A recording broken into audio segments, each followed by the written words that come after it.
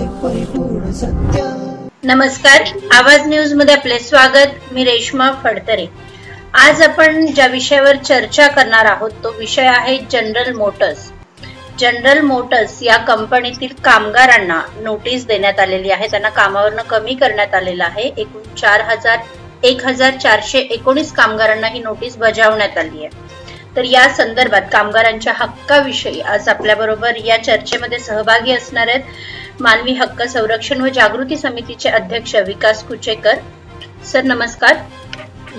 Sir, सर्वप्रथम ही जी general Motors company आहे Talegaon MIDC परिसरातली ही कंपनी आहे व या कंपनीने आता नुकतीच ही नोटीस कामगारांना बजावली। तर त्या कंपनीचा जो एकंदर घटनाक्रम आहे जानेवारी 2020 ते आतापर्यंत काय घटनाक्रम आहे तो तुम्हाला मी थोडक्यात सांगते। 17 जानेवारी 2020 ला कंपनी व्यवस्थापनाने चायनातील ग्रेट वॉल मोटर्स या कंपनीला ही कंपनी विकली। जनरल मोटर्स ह्या कंपनीचा करार करण्यात आला, विक्री करार, आणि त्याच्यामध्ये कामगारांव्यतिरिक्त हा करार करण्यात आला। म्हणजे हे जे काही कामगार आहेत या कंपनीतले त्यांना पुढे कायमस्वरूपी नोकरीमधनं कमी करण्यात आलं होतं। म्हणजे त्यांना न घेता ह्या कंपनीचा करार झालेला आहे। त्याच्यानंतर 29 जानेवारी 2020 मध्ये मंत्रालयात उद्योग मंत्री जनरल मोटर्स मॅनेजमेंट व ग्रेट वॉल मोटर्स मॅनेजमेंटची विक्री कराराबाबत चर्चा झालेली आहे व कंपनी व्यवस्थापनाकडून कामगारांना याविषयी माहिती देण्यात आली। त्यानंतर 7 जुलै 2020 रोजी कामगार युनियन तर्फे कामगारांच्या नोकऱ्या आहेत तशाच कायम कराव्यात या बाबतीत कंपनीला एक मागणी पत्रक देण्यात आलं की याच्यामध्ये तुम्ही कंपनी जरूर विका पण आमच्या ज्या नोकऱ्या आहेत त्या आम्हाला पुढे कायम करायला द्या। नंतर 20 ऑगस्ट 2020 रोजी कामगारांकडून कंपनीला एक पहिली नोटीस पाठवण्यात आली। हा जो विक्री करार झाला होता तो आम्हाला मान्य नाही आणि आम्हाला आमच्या नोकऱ्या हव्यात, आम्हाला कुठल्याही पद्धतीचं नोकरीतनं कमी करून म्हणजे काही रक्कम देऊन किंवा काही दुसऱ्या या ह्याच्यातनं आम्हाला कंपनीतनं कमी करू नका असं सांगण्यात आलेलं आहे। त्यानंतर नोव्हेंबर 2020 रोजी महाराष्ट्र शासनाकडे कंपनीने क्लोजर अर्ज दिलेला आहे। तर हा क्लोजर अर्ज दाखल केल्यानंतर लवकरात लवकर याच्यावरती कार्यवाही व्हावी याकरिता 15 जानेवारी रोजी मुंबई उच्च न्यायालयामध्ये एक याचिका कंपनीकडून दाखल करण्यात आलेली आहे। त्यानंतर 18 जानेवारी 2021 ला महाराष्ट्र शासनाने कंपनीचा हा अर्ज फेटाळून लावला। म्हणजे कंपनीने जेव्हा हा करार त्यांचा पुढे कंटिन्यू नाही झाला तेव्हा कंपनी क्लोजरचं जे ऍप्लिकेशन दिलं होतं जो हे दिला होता तर त्याच्यावरती तो अर्ज महाराष्ट्र शासनाकडून फेटाळला गेलेला आहे। आणि त्यानंतर कंपनीमध्ये की कोरोनाचं कारण देऊन आता अचानक कामगारांना ह्या नोटिसा देण्यात आलेल्या आहेत आणि यापूर्वी सुद्धा 20 फेब्रुवारी पासून कामगार कामावर जात नाहीयेत, कंपनीमध्ये प्रोडक्शन बंद आहे, कंपनी लॉस मध्ये आहे असं कारण कंपनीकडनं वेळोवेळी दिलेली आहेत। त्याचबरोबर फक्त जे मेंटेनन्सचे काही कामगार आहेत त्यांना कंपनीमध्ये कामावर येण्यास परवानगी दिली। तर ह्या एकंदर सगळ्या घटनाक्रमामध्ये कंपनीचे जे काही कामगार आहेत त्यांचा प्रश्न इथे प्रामुख्याने त्यांना भेडसावतोय की हे जे कामगार आहेत ते साधारणतः 30 ते 40 या वयोगटातले आहेत।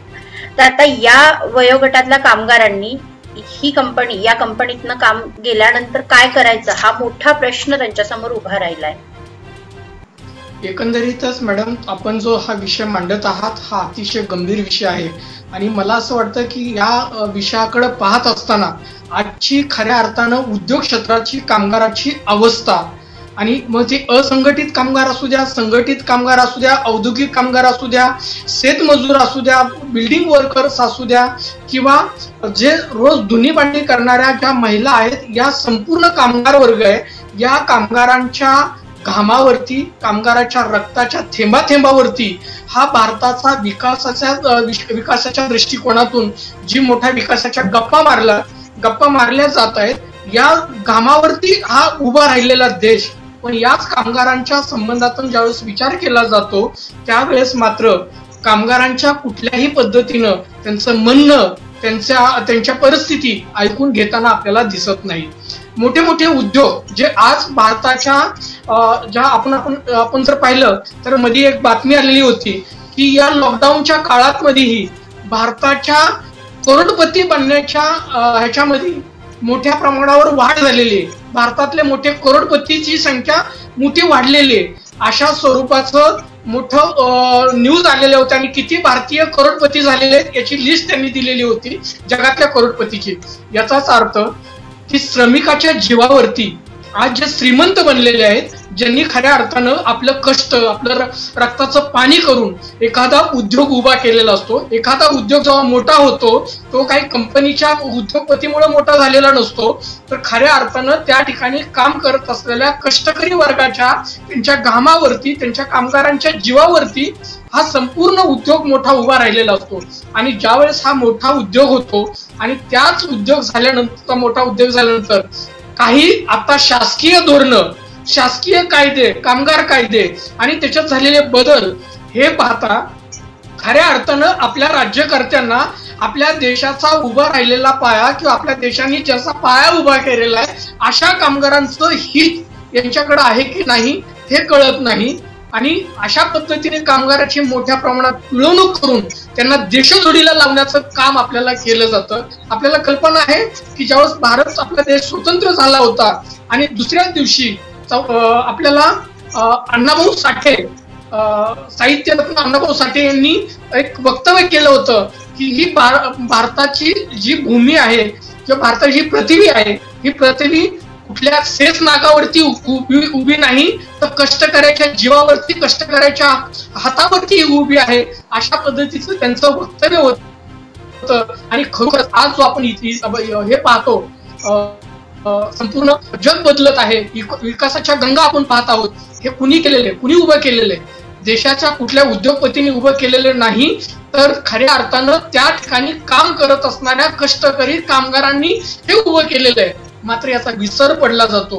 दुर्दैवाची बाब, तुम्ही जो आता या ठिकाणी या संपूर्ण कंपनीचा हा जो घटनाक्रम सांगत असताना आपण ज्या राज्य शासनाने किंवा केंद्र शासनाने या कंपनीला कामगारांचं हित डावलून ती कंपनी त्यांना ही करता येणार नाही किंवा तिथे कामगारांतून अशा पद्धतीने देशोधडीला कामगाराला लावता येणार नाही, त्यावेळेस हे उद्योगपती अशा पद्धतीचं पवित्रा घेऊन काहीतरी या कोरोनाचं कारण सांगून, रिझन सांगून अशा पद्धतीने कामगाराला बेकायदेशीरपणे त्यांना त्यांच्या उपजीविकेपासून देशोधडीला लावण्याचं जे काम केलेलं आहे, ही जी घटना आहे ती अतिशय निंदनीय आहे. एकीकडे कोर्टात तुम्ही गेलेला, कोर्टाच्या न्यायाची तुम्ही अपेक्षा केलेली नाही, कोर्टाचा निर्णय येऊ द्यायचा. तुम्ही जर कायद्याने पाहत असाल तर त्याचा निर्णय येऊ द्यायचा, राज्य शासनाची निर्णय, केंद्र शासन त्याच्यामध्ये हस्तक्षेप करायला नव्हतं. हे संपूर्ण त्यांच्या निर्णयाची वाट न पाहता हे उद्योगपतीची एवढी हिंमत का होते याची कारणं जर आपल्याला शोधली तर आपल्या लक्षात येईल की हे उद्योगपती एवढ्या मोठं धाडस कशा पद्धतीने करत आहे. आपण आता इथल्या काही कंपनीच्या कामगारांचा आपण जर विचार केला, ज्या कंपनीच्या कामगारांना नोटिसा दिलेल्या आहेत त्या कामगारांनी या कंपनीमध्ये कायमस्वरूपी नोकरीला लागल्यानंतर बऱ्याच म्हणजे महाराष्ट्रातला आणि महाराष्ट्राबाहेर पण कानाकोपऱ्यातनं आलेले हे कामगार आहेत आणि त्यांनी इथे कायमस्वरूपी नोकरी मिळाल्यानंतर इथं घरं घेतलेली आहेत आणि या सगळ्याचं लोन आहे. तर हा लोनचा आकडा सुद्धा आपण पाहिला तर प्रचंड मोठा आहे आणि या कंपनीच्या पगाराच्या जोरावरती आज त्यांचे संसार उभे आहेत. आणि मागच्याही वेळेला जेव्हा आम्ही या कामगारांशी चर्चा केली होती या संदर्भात, तेव्हा त्या कामगारांच्या ज्या काही कुटुंबीय त्यांचे आहेत त्यांच्याकडनं असं सांगण्यात आलं होतं की जर आमच्या नोकऱ्या जर गेल्या आणि आम्हाला या वेळेला कुठेही म्हणजे आता हा कोरोनाचा सगळा पॅन्डेमिक आहे आणि जॉब मिळणं अवघड आहे, तर अशा परिस्थितीमध्ये आमची कुटुंब आम्हाला आत्महत्या करण्याशिवाय दुसरा पर्याय राहणार नाही. मॅडम, आपण जो मुद्दा मांडलेला आहे ते खरोखरच वास्तव आहे, कारण याच कंपनीच्या कामगारांना आत्महत्या करायची वेळ आलेली नाही तर अनेक उद्योगामधल्या अनेक उद्योग नगरी, मग आता त्याच्यामध्ये आपला पुणे विभाग असू द्या, नाशिक विभाग असू द्या, अहमदनगर विभाग असू द्या किंवा नागपूर विभाग असू द्या, ज्या त्या ठिकाणी उद्योग नगरी आपल्या उभ्या आहेत, मुंबई सारखा उद्योग नगरी उभ्या आहे, या उद्योग नगरी मधल्या प्रत्येक कामगारांची ही व्यथा आहे. आज त्यांच्याकडे स्वतःच्या बायका मुलाचं उपजीविका कशी करायची, घर कसं चालवायचं याच्या विवेचनेमध्ये हा प्रकार पडलेला आहे. आणि आता त्यांच्या हातामध्ये असणारं काम पण जर अशा पद्धतीने हिरावून घेतलं जात असेल तर तुम्ही जसं म्हणताय की या कंपनीच्या जीवावरती या मुलाबाळाचं शिक्षणासाठी काढलेलं कर्ज असू द्या, राहण्यासाठी काढलेलं कर्ज असू द्या किंवा त्या उपजीविकेसाठी त्यांनी घेतलेला त्यांचा कर्जाचा डोंगर त्यांच्यावरती असू द्या, या सगळ्याचा कुठेही विचार केला जात नाही. आणि अशा पद्धतीने उद्योगपती जर अशा पद्धतीने घरी बसवत आहेत तर माझं असं म्हणणं आहे की ज्या एरियामध्ये या औद्योगिक क्षेत्रामध्ये ही कंपनी आहे, या कंपनीच्या खऱ्या अर्थानं या कंपनीवरती नियंत्रण ठेवणारी जी आपली प्रशासकीय यंत्रणा आहे, ज्या हक्कांसाठी किंवा ज्यांच्या जीवावरती कामगारांसाठी आम्ही हे करू, कामगारांना 24 तास आम्ही नोकरी देऊ, त्यांना पगार देऊ, त्यांचे हे देऊ, मोठे मोठे आश्वासनं देऊन आपले लोकप्रतिनिधी ज्यावेळेस निवडून येतात आणि निवडून आल्यानंतर मात्र ज्या वेळेस त्यांचे सत्तेवरती जातात किंवा निवडून आल्यानंतर त्यांच्या प्रश्नाकडे हे दुर्लक्ष करत आहेत, मग ते आजी माजी सगळेच असू द्या, कुणी असू द्या, हे गप का आहे? या कामगारांच्या प्रश्नावरती त्यांनी का बोललेले नाही आतापर्यंत? का त्यांचं मत मांडलेलं नाही तिथं? किंवा कामगारांच्या हिताच्या संदर्भातनं कुठलीही भूमिका घ्यायला आजी माजी सगळे लोकप्रतिनिधी का यांच्याकडे करत नाही? तर आपल्याला कल्पना आहे मॅडम की आपलं ते हे नेक्सस आहे ना, आज आपण जे म्हणतो की गरिबांकडं शासनाचं कुठलंही लक्ष राहत नाही किंवा कुठलंही शासन हे उद्योगधानीर जे आहे, उद्योगपतीचीच बोळवण केली जाते, उद्योगपतीच्याच पाठीशी शासन उभं राहतं. याच्या पाठीमागचं कारण आहे, याचं म्हणजे अर्थकारण. म्हणजे उद्योगपतींना ज्या पद्धतीने हवा आहे, ज्या पद्धतीने त्यांना सगळ्या गोष्टी करायच्या असतात, त्या पद्धतीने याच्यामध्ये अर्थकारण आणलं जातं. ज्या कष्टकऱ्याच्या जीवावरती हे मोठे झालेले आहेत, ज्या कष्टकऱ्याच्या जीवावरती हे करोडपतीचे आकडे यांच्याकडे झालेले आहेत, त्यांच्या संपत्तीने दुपटीने तिपटीने दरवर्षी वाढतायत. पण याच कोरोनाच्या काळामध्ये या उद्योगपतीला ज्यांनी आपल्याला एका करोडपतीच्या लाईन मध्ये बसवलं, त्यांनी रात्रंदिवस आपल्या कंपनी हा उद्योग उभा करण्यासाठी कष्ट केले. या कामगारांना 2-3 महिन्याचं या आपत्कालीन परिस्थितीमध्ये पगार देऊ शकत नाही. आता हा मुद्दा इथे फार महत्वाचा आहे, कारण काय झालेलं की इथले हे जे कामगार आहेत, जे जनरल मोटर्स तळेगाव प्लांटला जे कामगार आहेत, त्यांची बऱ्याच म्हणजे आपण म्हणू शकतो की 80% कामगारांची घरं ही या परिसरात आहेत, म्हणजे मावळामध्ये आहेत. आणि असं असताना इथल्या स्थानिक प्रशासनाकडनं किंवा स्थानिक लोकप्रतिनिधींकडनं याच्यात लक्ष घालणं खरं तर इथं फार गरजेचं आहे. हे जे काही कामगार आहेत त्यांचा एकीकडे जो काही लढा आहे तो सुरू आहे, कामगार युनियन तर्फे हा लढा सुरू आहे, कोर्टात त्यांना तारखेवर तारखा दिल्या जात आहेत. पण याच्यामध्ये लोकप्रतिनिधींनी लक्ष घालून या कामगारांच्या हक्कासाठी, त्यांच्या न्यायासाठी लढण्याची खरं तर इथं गरज जाणवते. अगदी खरं आहे. आज महाराष्ट्राचे कामगार मंत्री काय करत आहेत? या 1400 कामगारांचा हा प्रश्न आहे. आज त्या 1400 कामगार नाही, ते 1400 कुटुंब आहेत. या प्रत्येक याच्यावरती 5-5 लोक अवलंबून राहिले असतील तर याचा संपूर्ण जवळजवळ 10-15 हजार लोकांचा हा प्रश्न आहे.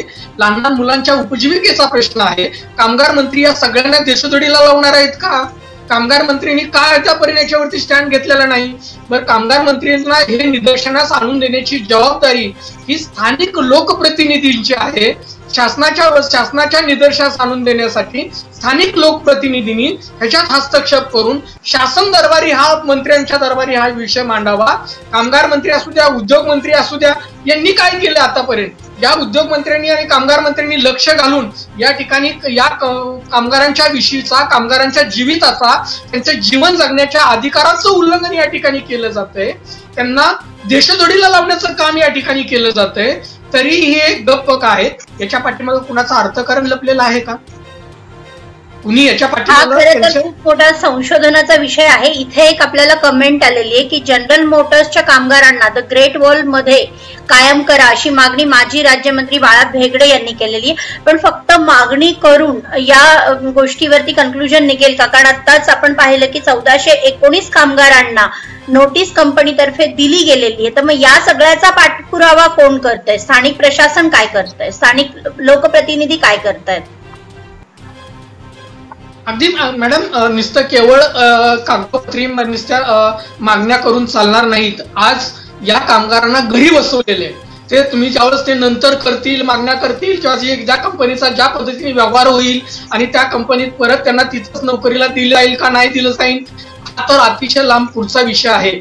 मात्र आज त्यांच्यावरती या आपत्कालीन परिस्थितीमध्ये जगण्याचं दुसरं कुठलंही साधन त्यांच्याकडे नसताना आज जे त्यांना घरात बसवण्यात आलेलं आहे, तुम्हाला कोरोना काळामुळे कामावरती घेता येणार नाही, अशा पद्धतीची जी भूमिका मांडण्यात आली कंपनी प्रशासनाकडनं, उद्योगपतीकडनं, ही खरोखर निंदनीय बाब आहे. कारण आज त्यांच्याकडे जीवन जगण्याचा दुसरं कुठलंही साधन त्यांच्याकडे नाही, कारण संपूर्ण उपजीविका ही त्यांच्यावरती आहे. आणि हाच उद्योग, हा जनरल मोटर्स हा उद्योग उभा करण्यासाठी या कंपनीचं आज चीन सारख्या कुठल्या तरी परदेशी कंपनीला विकून कोट्यावधी रुपये जे तुम्हाला मिळणार आहे त्या उद्योगपतीला, या कंपनीला उद्योग हे पैसे असेच मिळणार नाही, तर याच्या पाठीमागं या कामगारांचं कष्ट आहे, या कामगारांचा घाम गाळलेला आहे. आणि म्हणून जेव्हा कुठे ही कंपनी एवढ्या नावारूपाला येऊन असतो, तुम्हाला ती कंपनी बाहेरच्या देशात विक्री करत किंवा बाहेरच्या एखाद्या देश ती कंपनी खरेदी करण्यासाठी पुढे येण्याचा प्रयत्न करतो का पुढे येऊ शकतोय, अशी परिस्थिती निर्माण झालेली आहे. मात्र आज ज्या पद्धतीने माजी आमदार बाळा भेगडे साहेब जे सांगत आहेत की या कामगारांना आम्ही कायमस्वरूपी करण्यात यावं, ज्या कंपनीला ती विकली जाणार आहे, जी कंपनी ती खरेदी करणार आहे, त्या कंपनीने इथल्या जे कामगार आहेत त्यांना परमनंट करून पण त्यांच्याकडेच ठेवावं, ही जी मागणी आहे, ही मागणी तर नक्की होईल हे बरोबरच आहे. पण आज खऱ्या अर्थानं त्यांच्या समोर जीवन जगण्याचा प्रश्न निर्माण झालेला आहे. म्हणून माझी विनंती आहे, आताचे आमदार शेळके साहेब आणि माजी आमदार या दोघांनाही विनंती आहे की आपण स्वतः याच्यावरती लक्ष घालून या 1400 कुटुंबियांना वाचवण्याचं, त्यांचं जीवन जगण्याचं, त्यातल्या एखाद्या कामगारांनी आत्महत्या केल्यानंतर यांना जाग येणार आहे का? आणि मग हे मीडियासमोर येऊन मग त्यांच्या पाठीमागे आम्ही मीडियासमोर येऊन स्टेटमेंट देणार आहात का? तर त्यापेक्षा यांची जीव जाण्याची वाट बघत बसण्यापेक्षा तुम्ही स्वतः मायबाप पुढे या. तुम्ही मायबाप आहात त्यांचे आणि तुम्ही लोकप्रतिनिधी आहात. तुम्ही जर हे करणार नाहीत तर यांचा जर एखाद्या कामगाराने आत्महत्या केली तर याला जबाबदार कोण आहात? तुम्ही त्यांची जबाबदारी घेणार आहात का? मग आता इथं अजून एक कमेंट आलेली की मावळ तालुक्यातील जनरल मोटर्स इंडिया कंपनीतील कामगारांचा प्रश्न सोडवण्यासाठी माजी राज्यमंत्री बाळा भेगडे यांचा राज्य सरकारकडे पाठपुरावा आहे. मग जर हा पाठपुरावा होतोय तर आज या कामगारांवरती ही वेळ का यावी? त्यानंतर अजून एक दुसरी कमेंट आलेली आहे की लोकप्रतिनिधी फक्त आणि फक्त मोठेपणा दाखवण्यासाठी पुढे येतात आणि जनतेची दिशाभूल करत आहेत. तर असाही आरोप इथं एका व्यक्तीकडनं केला गेलेला आहे. माहिती अधिकार मावळ यांच्याकडनं हा आरोप केला गेलाय. तर आता इथे सगळ्यात महत्वाचा प्रश्न असा आहे की आपण एकीकडे बघतोय की लोकप्रतिनिधी पाठपुरावा करतात किंवा लोकप्रतिनिधी त्यांच्या बाजूने स्टँड त्यांनी घेतलेला आहे असंही आपल्याला दिसतं. आणि असं असताना आज या कामगारांना या नोटीस का मिळाल्या हा खरं तर फार मोठा प्रश्न इथं उपस्थित राहतो. त्याचबरोबर या कामगारांच्या कुटुंबियांना जेव्हा आम्ही काही दिवसांपूर्वी भेटलो होतो त्यांच्याकडनं आम्ही काही गोष्टी जाणून घेतल्या होत्या. तर तेव्हा त्यांचे जे स्टेटमेंट्स होते की जर ही कंपनी बंद पडली तर आमच्या उदरनिर्वाहाचा प्रश्न येणार आहे, आम्ही घराचे हप्ते कुठनं भरायचे, आमच्या मुलांच्या शिक्षणाचा विषय आहे आणि हे सगळं जर होत असेल तर आम्हाला आत्महत्येशिवाय पर्याय नाही. तर मग हे महाराष्ट्र शासन किंवा लोकप्रतिनिधी कुठल्या तरी एखाद्या कामगाराच्या आत्महत्येनंतरच जागे होतील का हा प्रश्न इथं उपस्थित राहतोय. मॅम, आपल्याकडं एका प्रेक्षकांनी जी कमेंट केलेली आहे की लोकप्रतिनिधी खरोखरच फक्त याच्यामध्ये राजकारणाच्या दृष्टिकोनातून पाहत आहेत किंवा त्याच्याकडे फक्त काही न करता फक्त कागदोपत्री आम्ही काहीतरी करत आहोत याचा हे देखावा करत आहेत, हे जे त्यांचं म्हणणं आहे. तर त्यांच्या मताशी मी खरोखर सहमत आहे. आणखी एक मुद्दा या ठिकाणाचा सांगायचा की केवळ याच कंपनीच्या कामगारांचा विषय सर, एकच मिनिट, आणखी एक इथे कमेंट आली आहे की आणि जनतेला हे लोकप्रतिनिधी खोटी आश्वासनं देतात अशी इथे एक कमेंट आलेली आहे. तर हे सगळं पाहता तुम्ही याच्यावरती काय सांगाल? मला असं वाटतं की खऱ्या अर्थानं ज्या आपल्या देशाला ज्या कामगारांनी पुढे नेलं, ज्या कामगारांनी आपला देश विकासाच्या प्रगतीपथावरती नेलाय, ज्या श्रमिकांच्या कष्टकऱ्यांच्या जीवावरती आज विकासाची मोठी मोठी आपण फळं चाकत आहोत किंवा त्याच्या गप्पा मारत आहोत. मग ज्या वेळेस निवडणुकात येतात, ज्या वेळेस निवडणूक लागली जाते त्या वेळेस मग कष्टकरी असू द्या, कामगार वर्ग असू द्या, या कामगार हितासाठी आम्ही हे करणार, कामगारांच्या हितासाठी आम्ही हे बांधून जाणार. आपल्याला कल्पना आहे की या कामगारांच्या जीवावरती अनेक जण करोडपती बनले, अनेक जण उद्योगपती झाले, याच कामगारांच्या जीवावरती अनेकांनी आमदारकी भोगल्या, याच कामगारांच्या जीवावरती कुणी मंत्री झाले. मात्र असं होऊनही तो जो कष्टकरी वर्ग आहे, तो जो खऱ्या अर्थानं आपल्या उपजीविकेसाठी रात्रंदिवस घाम गाळतोय, त्याचे कष्ट मात्र कुठेही कमी झाले नाहीत. मात्र कामगारांच्या जीवावरती अनेक जण मोठे झाले, अनेक जण मंत्री झाले, अनेक जणांकडे जे पूर्वी आपल्याला कल्पना असेल असे काही लोक आपण पाहिलेले आहेत की जे सायकलवरती फिरत होते, कामगारांच्या मागे फिरत होते, आणि ते मात्र आता कामगारांच्या या जीवावरती मोठ्या मोठ्या गाड्या घेऊन फिरत आहेत. आणि या कष्टकऱ्यांचे प्रश्न मात्र तसेच आहेत. याचं कारण आहे की हा बोला सर बोला. याचं कारण असं आहे की हा जो माझा कामगार वर्ग आहे हा भोळा बाबडा आहे, कष्टकरी आहे. त्याचं फक्त त्याला आपलं कष्ट करायचंय, माझं पोट भरायचंय, माझ्या कुटुंबाचं पोट भरायचंय. तो आपलं काम आणि दिलेलं आपलं जे काम आहे या कामामध्ये इमानदारीने त्याची कष्ट करतो, त्याचं कर्तव्य करतो आणि त्या उद्योगाला तो भरभराटीला आणतो. मात्र हा भरभराटीला आलेला उद्योग केवळ या आपत्कालीन परिस्थितीमध्ये पण त्याला 2 महिने 3 महिने त्याचं कुटुंब चालवू शकत नाही. एवढी निर्लज्जपणा या उद्योगपतीकडे येतो कुठून, हा प्रश्न याच्या ठिकाणी पडतो. अगदी खरे सर. इथे काही कामगारांनी आपल्या व्यथा मांडल्यात की कामगार एकजुटीचा विजय आहे, आणि आवाज न्यूजचे त्यांनी धन्यवाद दिलेले आहेत की कामगारांचा प्रश्न हा त्यांनी मांडलाय. त्याचबरोबर काम बंदीच्या नोटीस नंतर आजी माजी लोकप्रतिनिधी अजून त्यांच्याकडनं काही प्रतिक्रिया आलेली नाहीये, तर असाही विषय इथं मांडला गेलाय. त्याचबरोबर इथे काही अजून कमेंट आलेल्या आहेत की सगळ्या राजकीय लोकांनी एकत्र येऊन कामगारांच्या पाठीमागे उभे राहिले पाहिजे अशा वेळेस. म्हणजे जेव्हा आता ही परिस्थिती आलेली आहे, आज ह्या कोरोनाने आपण बघतोय की गेलं सबंध वर्ष लोकांच्या उपजीविकेचा, लोकांच्या जीवन मरणाचा प्रश्न उपस्थित राहिलाय, आणि अशा वेळेला लोकप्रतिनिधींनी राजकारण, कोणत्याही प्रकारचं राजकारण न करता इथं या कामगारांच्या हितासाठी एकजुटीने उभं राहण्याची वेळ आलेली आहे. त्याचबरोबर इथे काही प्रश्न विचारले गेले की राज्य सरकार झोपा काढतंय का, या सरकारचा निषेध असो, केंद्रात सत्ता असणारे माजी मंत्री, राज्यात असणारे आजी लोकप्रतिनिधी भूमिका काय. म्हणजे इथे आपण पाहिलं की जरी आता आपण असं म्हटलं की राज्य सरकार या संदर्भात काय करतंय, तर केंद्रामध्ये ज्यांची सत्ता होती तसे माजी राज्यमंत्री आपल्या तालुक्यात आहेत, त्याच्यानंतर आत्ताचे ज्यांची सत्ता आहे ते मंत्री आमदार आपल्या तालुक्याचे आहेत. तर या सगळ्यांनी या वेळेला एकत्र येऊन खरं तर या कामगारांसाठी आवाज उठवणं महत्वाचं ठरतंय. अगदी खरं आहे. मला असं वाटतं की त्या भागाचा खऱ्या अर्थानं विकासाचा पाया किंवा त्या भागाला खऱ्या अर्थानं नावारूपाला आणण्याचं हे उद्योग काम करत असतात. ते उद्योग नगरी त्या ठिकाणी उभं राहते आणि म्हणूनच खऱ्या अर्थानं त्या भागाचा विकास होतो. आणि आपल्याला माहिती आहे की आपल्या लोकप्रतिनिधींनी, राजकीय प्रतिनिधींनी या ठिकाणी आपल्या भागात रोजगार निर्मिती करणार, मोठे मोठे उद्योग त्या ठिकाणी आणणार, वेगवेगळ्या कंपन्या त्या ठिकाणी मी आणणार आणि तिथल्या भूमिपुत्रांना खऱ्या अर्थानं उद्योग देणार, रोजगार देणार, त्यांच्या उपजीविकेचं साधन बघणार, अशा पद्धतीच्या ज्या गप्पा मारल्या जात आहेत, या गप्पा करत असताना माझी सर्व आमदारांना, आताच्या लोकप्रतिनिधींना, आणि मला खात्री आहे की मावळचे आताचे तडफदार आमदार, लोकप्रिय आमदार, खऱ्या अर्थानं जनसामान्यातले आमदार आणि खऱ्या अर्थानं मला वाटतं की संताच्या वागणुकीच्या आणि संताप्रमाणे आपल्या खऱ्या अर्थानं गरीब जनतेशी आपला मन मिळावा असणारे आमदार म्हणून त्यांची नावारूपाची जी ओळख आहे, या ओळखीला जागून खऱ्या अर्थानं या 1400 कामगारांच्या घरामध्ये दिवा लावण्याचं, त्यांचं उपजीविका करण्याचं, त्यांचं पोट भरण्याचं, त्यांचं रोजगार हातातून जाऊ देणार नाहीत,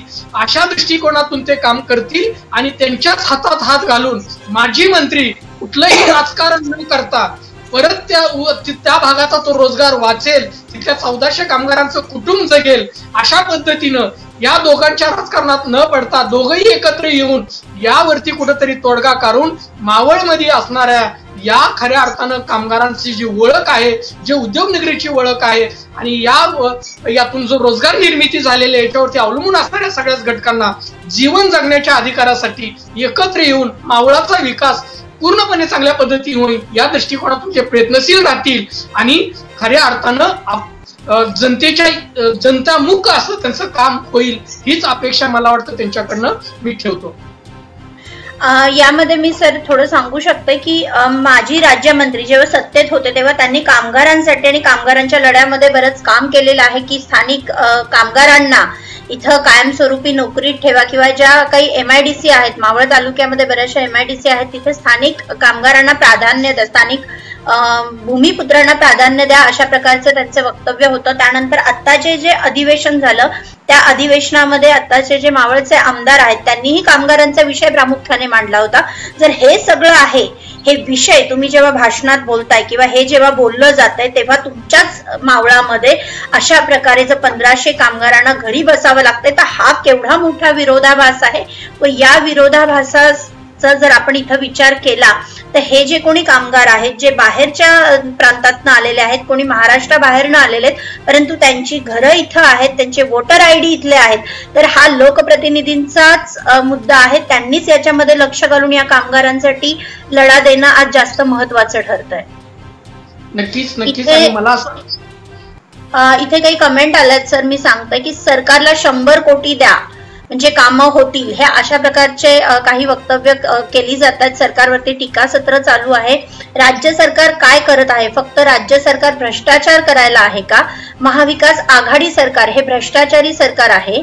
मंत्री साहेब नक्कीच न्याय मिळवून देणार, हे अशा काही कमेंट्स आलेल्या आहेत. पण याच्यामध्ये हा प्रश्न फक्त राज्य सरकारच सोडवू शकेल असं आहे का, की याच्यामध्ये केंद्र सरकार पण काही या कामगारांसाठी स्टँड घेऊ शकतं? केंद्रानं खऱ्या अर्थानं ज्या कामगार कायद्याच्या संदर्भात आणि औद्योगिक क्षेत्राच्या संदर्भातले जे कायद्यामध्ये झालेले बदल आहेत, या बदलाच्या संदर्भात त्याही वेळेस अनेक कामगार संघटना उभ्या राहिल्या होत्या आणि त्या बदलांना त्यांनी विरोध केलेला होता. कामगाराला देशोधडीचं लावण्याचं काम या कायद्यातून होणार होतं अशा स्वरूपाच्या पण काही ओरड त्या ठिकाणी झालेल्या होत्या. मात्र नेहमीच आपल्याला कुठलाही कायदा करायचा म्हटलं तर त्या कायद्याप्रमाणे हे कायदे किती जनहिताचे आहेत, हे किती महत्वाचे आहेत आणि विरोध करणारे कशा पद्धतीने जनतेची दिशाभूल करत आहेत अशा पद्धतीनं मांडणी केली जाते. आणि मला असं वाटतं की त्याही वेळेस तेच झालं आणि तेव्हाही कामगारांच्या या प्रश्नाकडे दुर्लक्ष केलं, कामगारांच्या हक्कांकडे दुर्लक्ष केलं. आणि आता त्याच कायद्याचं फलित म्हणून मला असं वाटतं की आता कामगारांना देशोधडीला लागायची वेळ आलेली आहे. कामगारांच्या प्रश्नावरती लोकप्रतिनिधी म्हणून आताचे आमदार संवेदनशील आहेतच आहेत. नक्कीच त्यांनी याबाबतचे अनेक प्रश्न त्यांनी उपस्थित केलेले आहेत. राज्य सरकारकडे ते पाठपुरावाही करत आहेत. मात्र केवळ पाठपुरावा करून नाही, खऱ्या अर्थानं आता त्यांच्या हक्कांसाठी त्यांच्या पाठीशी उभा राहून आता खरी गरज आहे. ते पाठपुरावा करतील, शासन दरबार सरकार त्यांचं आहे, सरकारच्या दरबारी ते नक्की पाठपुरावा करून न्याय मिळेल. पण आज खऱ्या अर्थानं यांना दिलासा देण्याचं काम नक्की ते त्यांनी करावं हीच माफक सर्वसामान्य जनतेची इच्छा आहे. पण याच बरोबर ती माझं असंही दुसरं म्हणणं आहे की कामगार चळवळ जी आपण पाहिलेली होती, खऱ्या अर्थानं कामगार चळवळीतनं जे नेतृत्व उभे राहिलेले होते आणि या नेतृत्व उभे राहिल्यानंतर या नेतृत्वाने आज आता असं कुठलं नेतृत्व राहिलंय का की कामगारांच्या हक्कांच्या संदर्भात सदनामध्ये त्यांची बाजू मांडेल? असं राहिलंच नाही. कारण आता काय झालेलं आहे की तुम्ही एखादा निवडून आलात की तो लोकप्रतिनिधी उद्योगपतीच्या साठीचे कायदे बनवतो की काय, असं एक चित्र आता निर्माण देशामध्ये होत आहे. कारण आपल्याला माहिती आहे कृषी कायदा एका उद्योगपतीच्या नावाने बनवलेला आहे, उद्योगपतींना कुठल्या तरी उद्योगपतीला फायदा होण्यासाठी झालेला आहे. अनेक कायदे असे आहेत की त्या उद्योगपतींसाठीच बनवलेले आहेत अशी जी ओरड केली जाते. मग केंद्रावरती केंद्र सत्तात असणारे राज्य सरकारवरती टीका करतात, राज्य सरकारमध्ये असणारे केंद्रावरती टीका करतायत. पण मायबापांनो आम्ही बोला सर. बोला.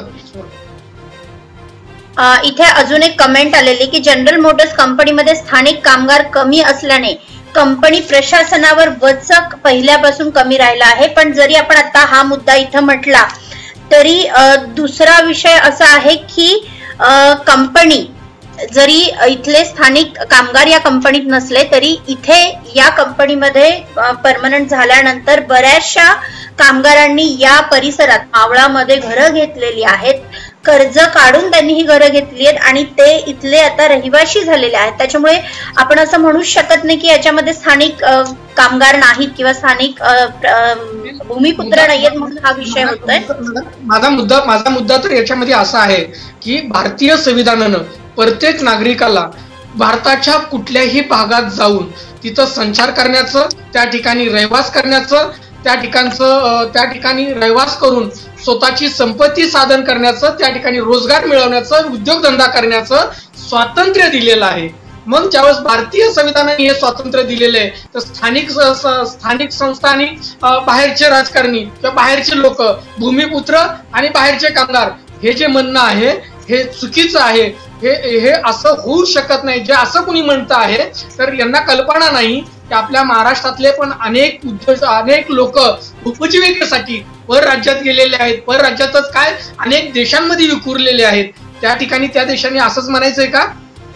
म्हणजे हा विषय इथे स्थानिक मजूर किंवा भूमिपुत्र आणि कामगार यांचा नाहीये, तर हा प्रश्न इथं कामगारांचा आहे. मग ते भले कामगार कुठले जरी असले तरी त्यांच्या आता जीवन मरणाचा हा फार मोठा प्रश्न आहे.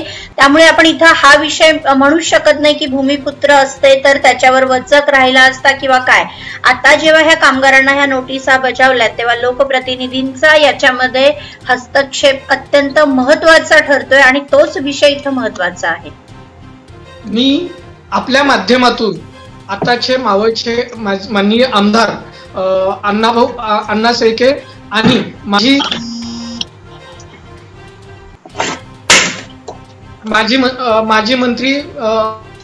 मंत्री या दोघांनाही मी कळकळीची विनंती करतो की या 1400 कामगारांचा हा प्रश्न आहे, मायबाप त्यांचे पोट पाण्यात करण्याचा प्रश्न आहे. आपण स्वतः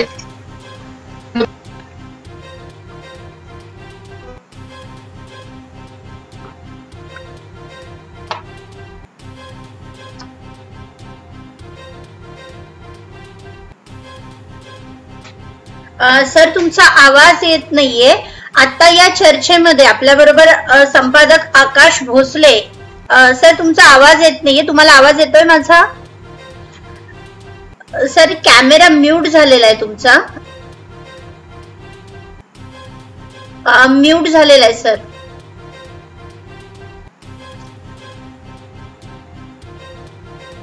आवाज येतोय सर माझा?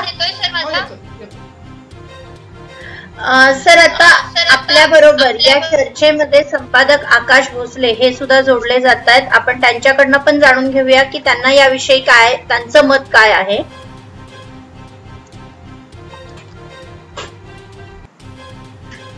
नमस्कार. खरं तर मागच्या काही दिवसांपूर्वी आपण एक विषय केलेला होता की एकूणच हे जे कामगार आहेत हे कामगार आता बेघर होणार आहेत. आणि खरं तर आजी माजी जे इथले लोकप्रतिनिधी राहिलेले आहेत त्यांच्या भूमिका काय आहेत.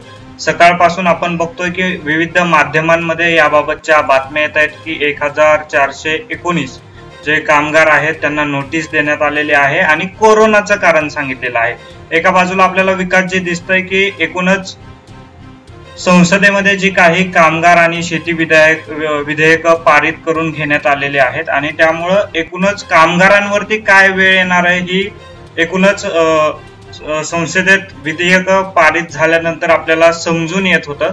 आणि आता त्यानंतर आपल्याला दिसून येत आहे की आता काय सुरू आहे. जी कालची नोटीस पाठवलेली आहे खरं तर कामगार जे आहेत ते आक्रमक आहेत, विरोध करताना दिसत आहेत. एका बाजूला आपण रेश्मा आणि आपण जी मांडणी करत होता की एकूणच कोरोनाचं संकट आहे आणि मग आता या कामगारांनी काय करायचं. आता आपण बघतोय की राज्यातल्या अनेक आमदारांनी याबाबतचं राज्य सरकारला पत्रव्यवहार केलेला आहे, याबाबतची पत्र सुद्धा दिलेली आहेत.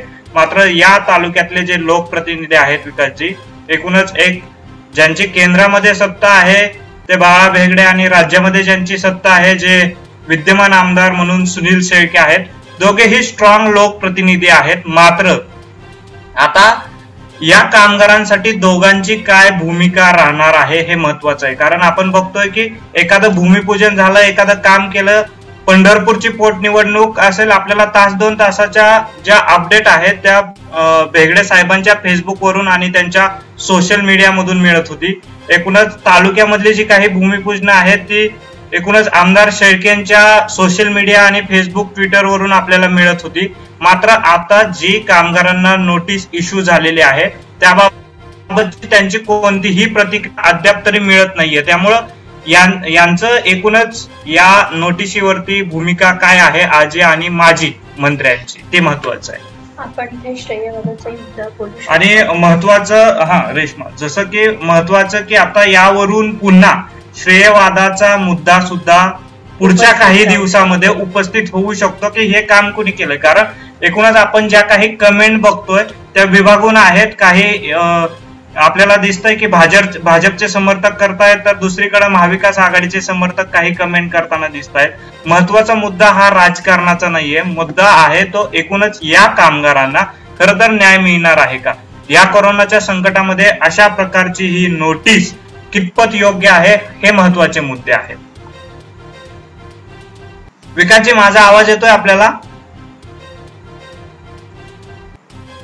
एकूणच खरं तर आता कामगार कायदा काय सांगतोय, कामगार कायदा काय सांगतोय, अशा प्रकारे अचानक कामगारांना विश्वासात न घेता अशा पद्धतीची नोटीस देणं कितपत योग्य आहे? कायद्याच्या दृष्टिकोनातून काय सांगाल विकासजी?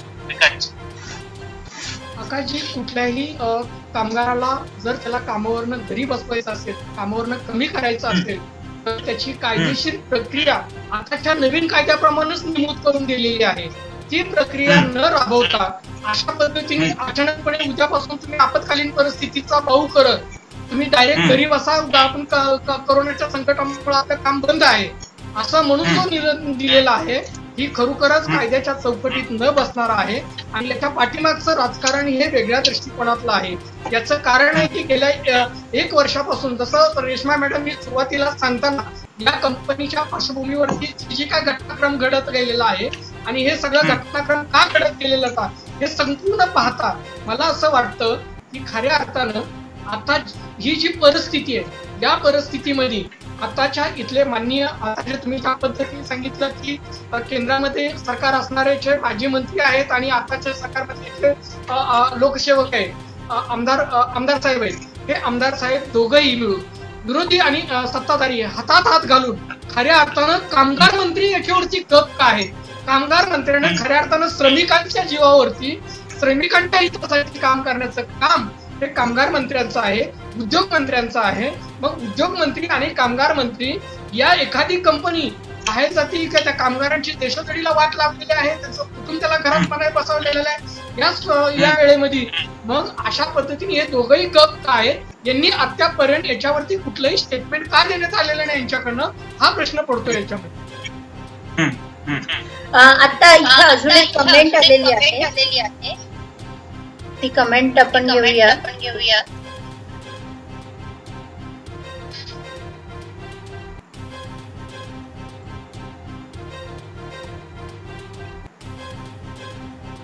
मावळ तालुक्यातील जनरल मोटर्स इंडिया कंपनीतल्या कामगारांचा प्रश्न सोडवण्यासाठी माजी राज्यमंत्री बाळा भेगडे यांचा राज्य सरकारकडे पाठपुरावा सुरू आहे.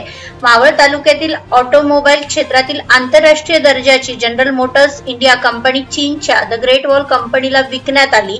त्यामुळे मावळ तालुक्यासह राज्यातील अनेक भागातून आलेला कामगार वर्ग या कंपनीत काम करत असून त्यातून 1578 कामगार कायमस्वरूपी व 2000 कामगार हे कॉन्ट्रॅक्ट मध्ये काम करत आहेत. तर या कामगारांची नोकरी गेल्यास त्यांच्यावर व त्यांच्या कुटुंबावरती वाईट वेळ येणार आहे. पण इथे अजून याच्यामध्ये एक अपडेट आहे की ही कंपनी द ग्रेट वॉल मोटर्सला विकली गेल्यानंतर हा करार जेव्हा स्थगित झाला त्यानंतर या कंपनीने क्लोजर साठी ऍप्लिकेशन दिलेलं आहे.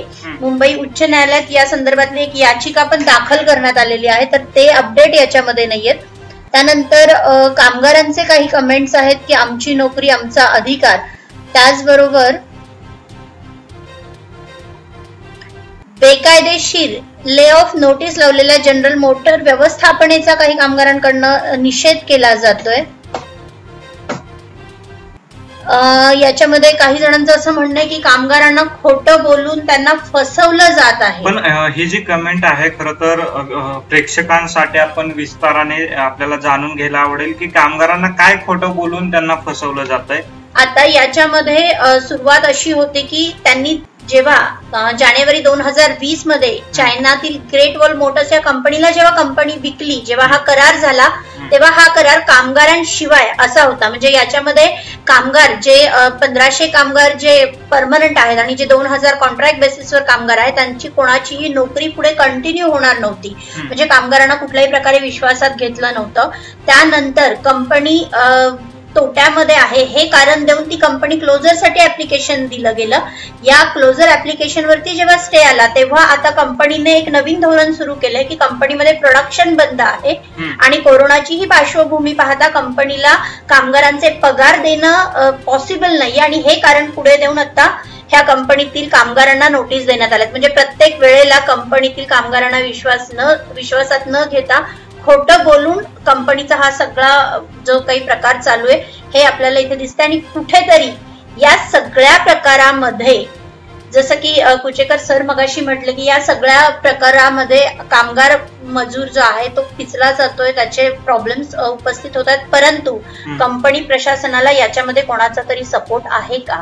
जे लोकप्रतिनिधी आहे, जे प्रशासक आहे, जे शासन आहे ते कुठेतरी या कंपनीच्या बाजूने उभं राहतंय का? हा प्रश्न इथे उपस्थित राहतो. हा महत्वाचा मुद्दा आहे आणि देशाचे पंतप्रधान माननीय नरेंद्र मोदी काल माध्यमांसमोर आले. विकासजी, माझा तुम्हाला आवाज येत असेल तर? आणि मोदी साहेबांनी आवाहन केलं आणि त्यांच्या एकूणच आवाहनावरून आपल्याला दिसलं की या कोरोना संकटामध्ये स्वतःने आता आत्मनिर्भर बनणं गरजेचं आहे. हाच त्यांचा तो एक मेसेज होता आणि त्याच्यावरती नेटकऱ्यांनी ज्या काही प्रतिक्रिया दिलेल्या आहेत त्या समाज माध्यमांमधून आपण पाहिलेल्या आहेत. पण आता या कोरोनाच्या संकटात कोरोनाचं कारण देत अशा प्रकारच्या या नोटीस देणं हे कितपत योग्य आहे? विकासजी.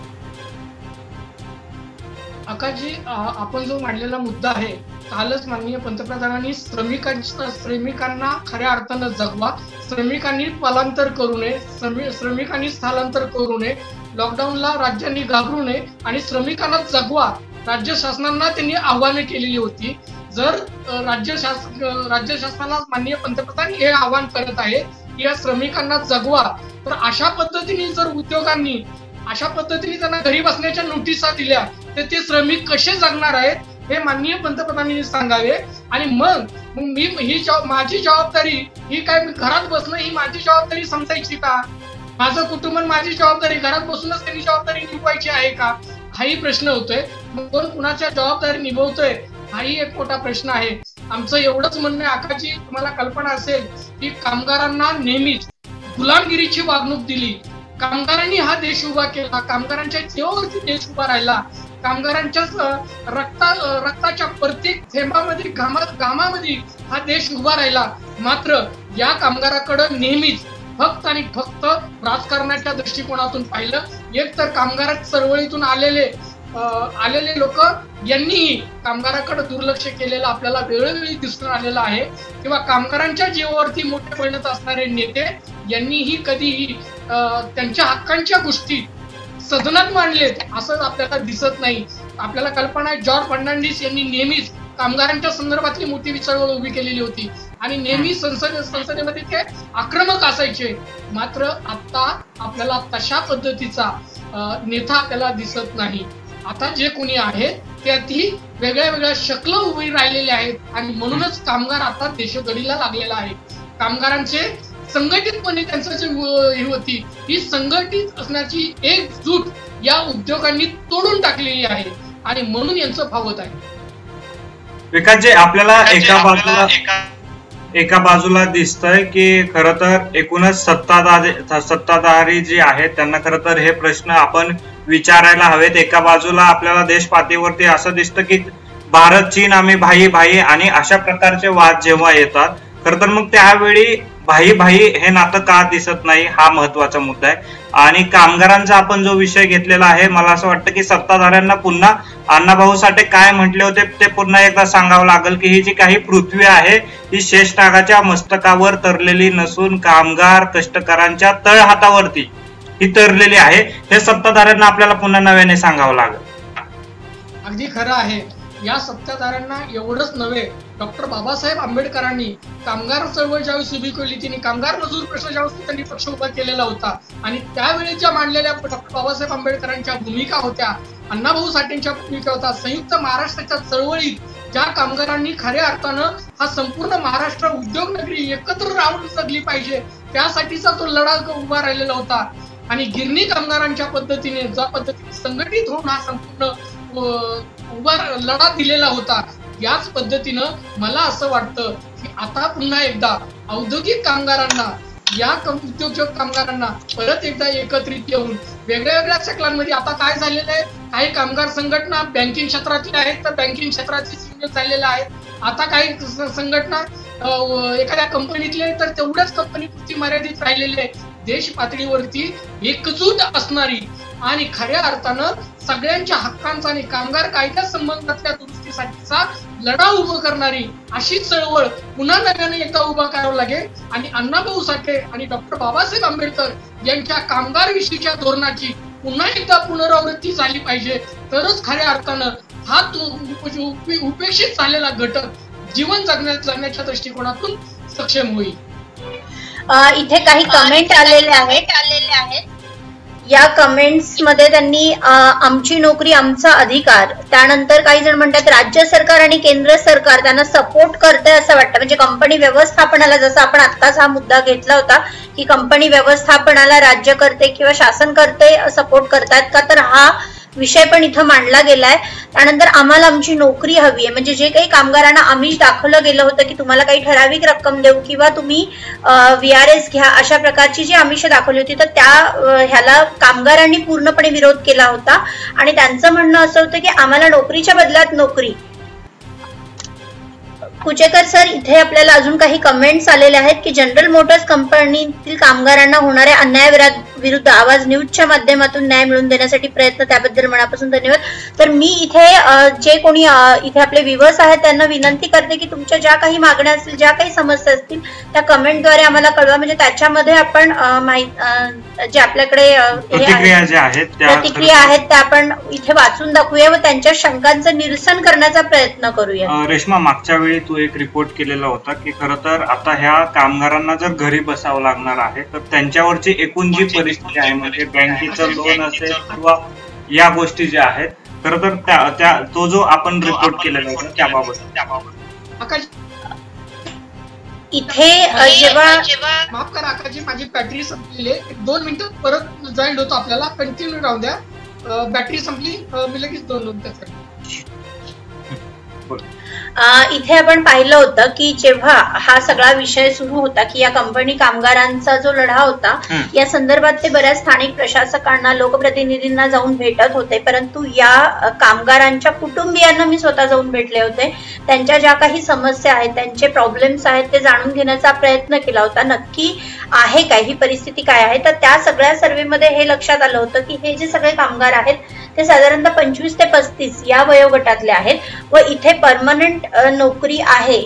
याच्यावरती त्यांची लग्न झालेली आहेत, याच्यावरती त्यांनी घरं घेतलेली आहेत, त्यांची मुलं इथल्या शाळांमध्ये शिकतात आणि या घरांसाठीचं प्रत्येकाचं एक आपण टेंटेटिव्ह जरी अमाऊंट काढली तरी 15 ते 20 लाख इतकं लोन प्रत्येकाचं आहे. तर हे जे लोन आहे, जर ही जर नोकरी गेली तर हे लोन कुठून फेडायचं हा त्यांच्यासमोर मोठा प्रश्न आहे आणि याचं प्रेशर या ज्या बँकांकडनं किंवा हाऊसिंग कंपन्यांकडनं त्यांनी लोन घेतलंय त्याच्यावरती सुद्धा हे प्रेशर येणार आहे मोठ्या प्रमाणात.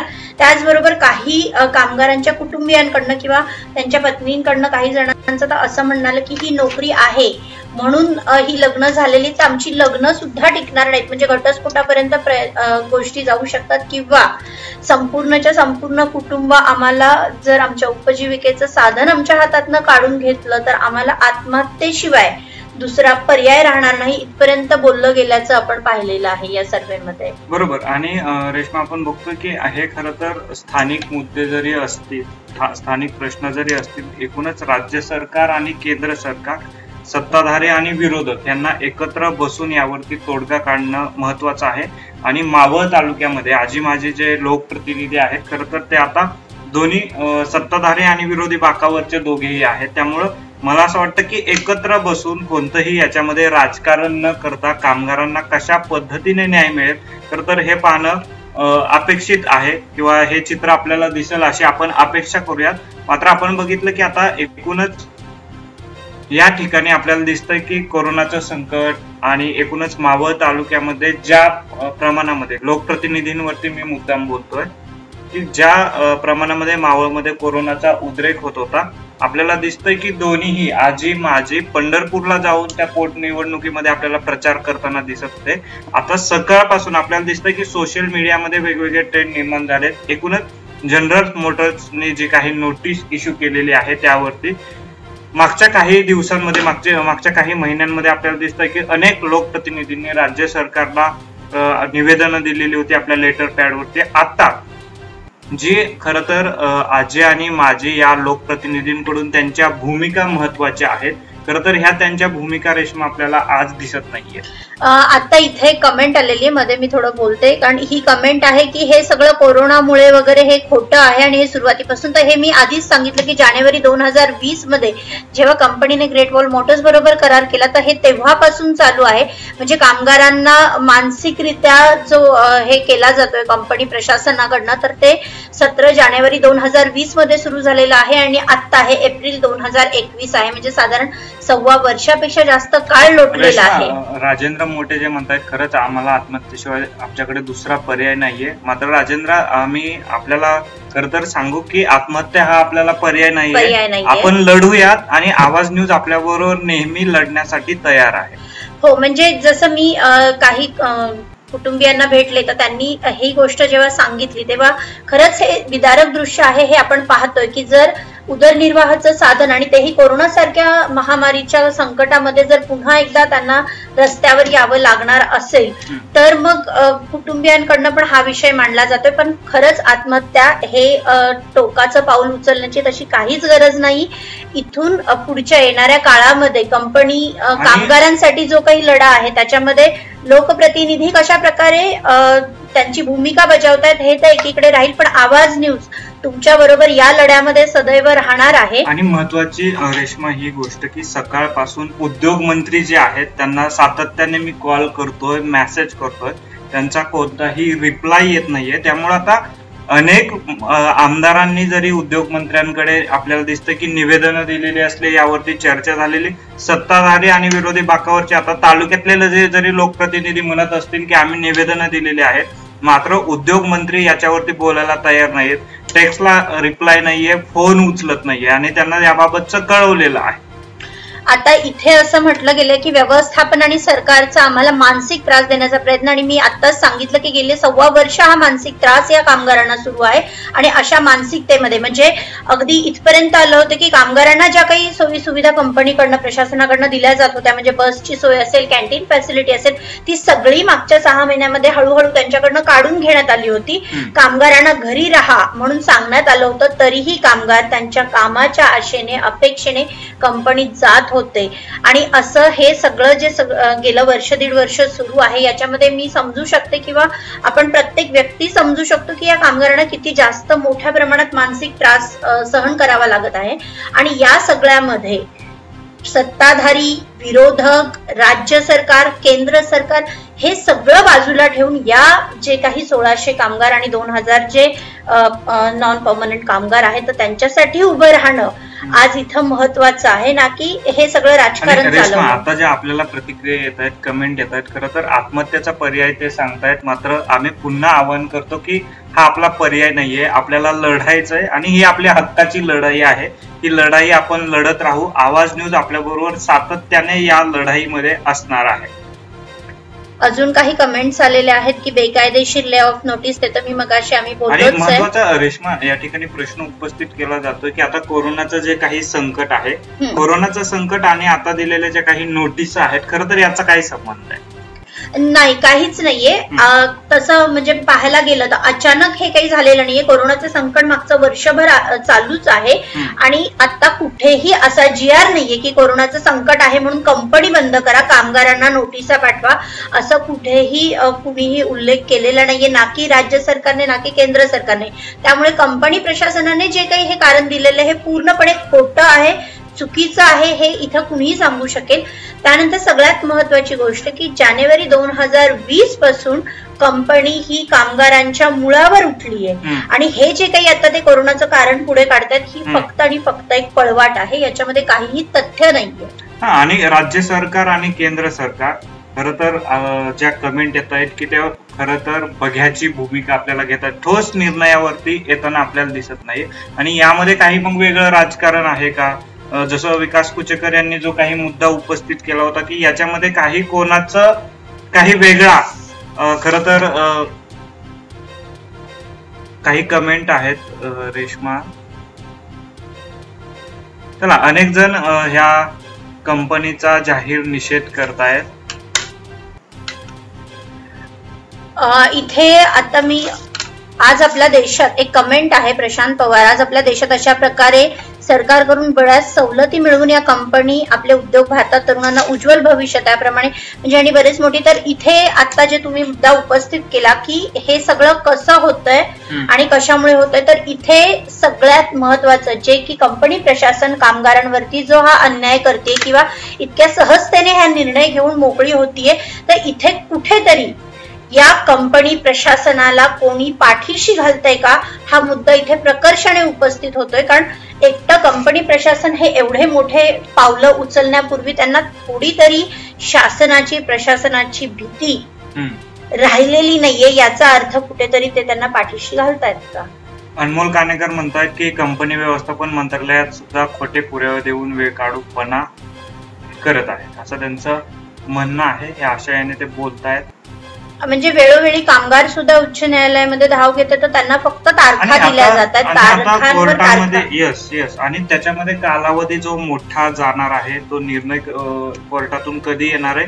त्यामुळे या कामगारांचं कोर्टातला निर्णय, उद्या हे कामगार जरी कोर्टामध्ये गेले तरी तो कोर्टाचा जो काही निर्णय, अंतिम निर्णय आहे, तो निर्णय येईपर्यंत या कामगारांचं काय असणार आहे हा महत्वाचा मुद्दा आहे. इथे बऱ्याचशा कामगारांची हीच मागणी आहे की आम्हाला फक्त आणि फक्त आमचा जॉब हवाय. जे की आम्ही मगाशी सांगितलं की कंपनीने जो ग्रेट वॉल मोटर्स बरोबर करार केला होता, कामगारांव्यतिरिक्त हा करार झालेला आहे की त्यांना काढून तुम्ही कंपनी विकताय, तर हे चुकीचं आहे. आणि या संदर्भात संतोष कोरे म्हणतायत ब्रिटिश सारखं वागत आहे. आपल्याला कालच्या माननीय पंतप्रधानांच्या आव्हानावरून दिसलेलं आहे की आपल्याला आत्मनिर्भर बनायचंय. खरं तर ते ब्रिटिश आहेत, त्या ह्याच्यामध्ये मी जाणार नाही.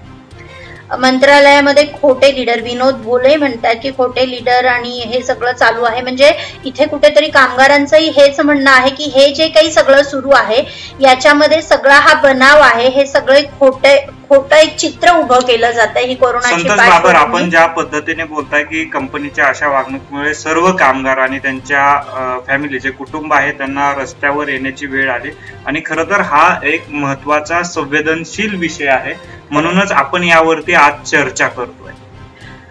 इथून पुढेही जे काही कंपनीच्या या कामगारांच्या हक्कासाठी जे काही करावं लागणार आहे, आवाज न्यूज नेहमी त्या कामगारांच्या बाजूने, त्यांच्या हक्काच्या बाजूने उभं राहणार आहे. व याच्यामध्ये अजून एक कमेंट आली, व्यवस्थापनाने कामगारांना वेळोवेळी मीटिंग घेऊन जनरल मोटर्सचे भविष्यातील प्लॅनिंग समजावून सांगून तुमचं भविष्य जनरल मोटर्स मध्ये खूप उज्ज्वल आहे, तर हे आम्हा कामगारांना तुम्ही व्यवस्थापन वेळोवेळी सांगत होता. आणि कामगारांनी जनरल मोटर्स मध्ये एवढं प्रामाणिक काम केले की कामगारांपुढे चुकीचं बोट करायला पण तुम्हाला जागा नाही. त्यामुळे आम्हा कामगारांना वेगवेगळ्या मार्गाने.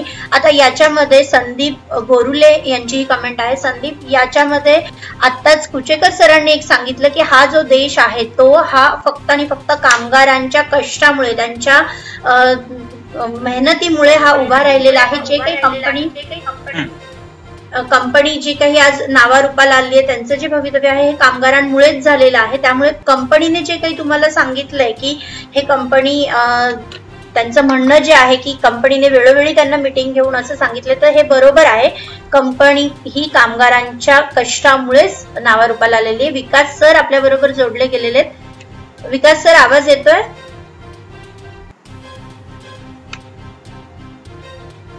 इथे एक विनोद, विकास सर, एक कमेंट इथे फार महत्वाची आहे. विनोद सोंजे म्हणतात की काही पेपर न्यूज वाले पण मॅनेजमेंटची बोली बोलतात, म्हणजे कंपनी व्यवस्थापनाच्या बाजूने काही पेपरवाले म्हणजे त्यांच्या बातम्या लागतात. यावरती मला असं वाटतं की विकासजी चांगलं बोलतात. हो, म्हणून मी त्यांना सर यावरती यावरती मला सांगत असताना मला हे सांगायचं आहे की कामगारांच्या हिताच्या संदर्भात मग ते अगदी आपण सरकारी आस्थापनातला जरी विचार केला तरी तुम्हाला कल्पना आहे की महानगरपालिका स्तरावरच्या असू द्या किंवा स्थानिक स्वराज्य संस्थांच्या संदर्भातल्या करांचा असू द्या, औद्योगिक ठिकाणच्या कामगारांचा असू द्या, या कामगार हक्कांच्या संदर्भात ज्या ज्या वेळेस आवाज उठतो त्या वेळेस काही नतद्रष्ट अशा माध्यमांच्या प्रतिनिधीकडनं किंवा त्या ठिकाणच्या काही लोक कामगार नेत्यांकडून या कामगारांच्या हक्कांवरती गदा आणण्याचं, आर्थिक हितसंबंधातून त्यांचं नुकसान करण्याचं आणि त्यांच्या कष्टाच्या मेहनती घामावरती जे 2 पैसे ते मिळवत आहेत त्याच्यावरती त्याला देशभरीला लावण्याचं काम हे आपल्याला अनेक लोकांनी केलेलं आपल्याला मिळते.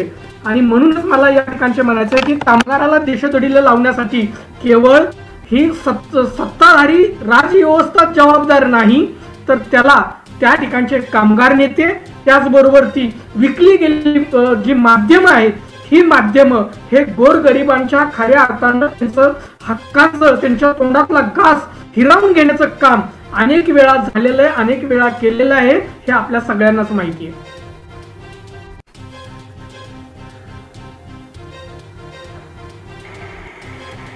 खरं तर रेश्मा, एक महत्वाची कमेंट आहे. संतोष कोरे म्हणतायत की आम्हाला सांगितलं की ग्रेट वॉल मोटर्सला ही विकलेली आहे आणि आता ते क्लोजर साठी गेली. म्हणजे कंपनी किती घाणेरडी राजकारण करत ऑल एम्प्लॉय मीटिंग मध्ये या पद्धतीने सांगतं, असं संतोष कोरे यांचं म्हणणं आहे.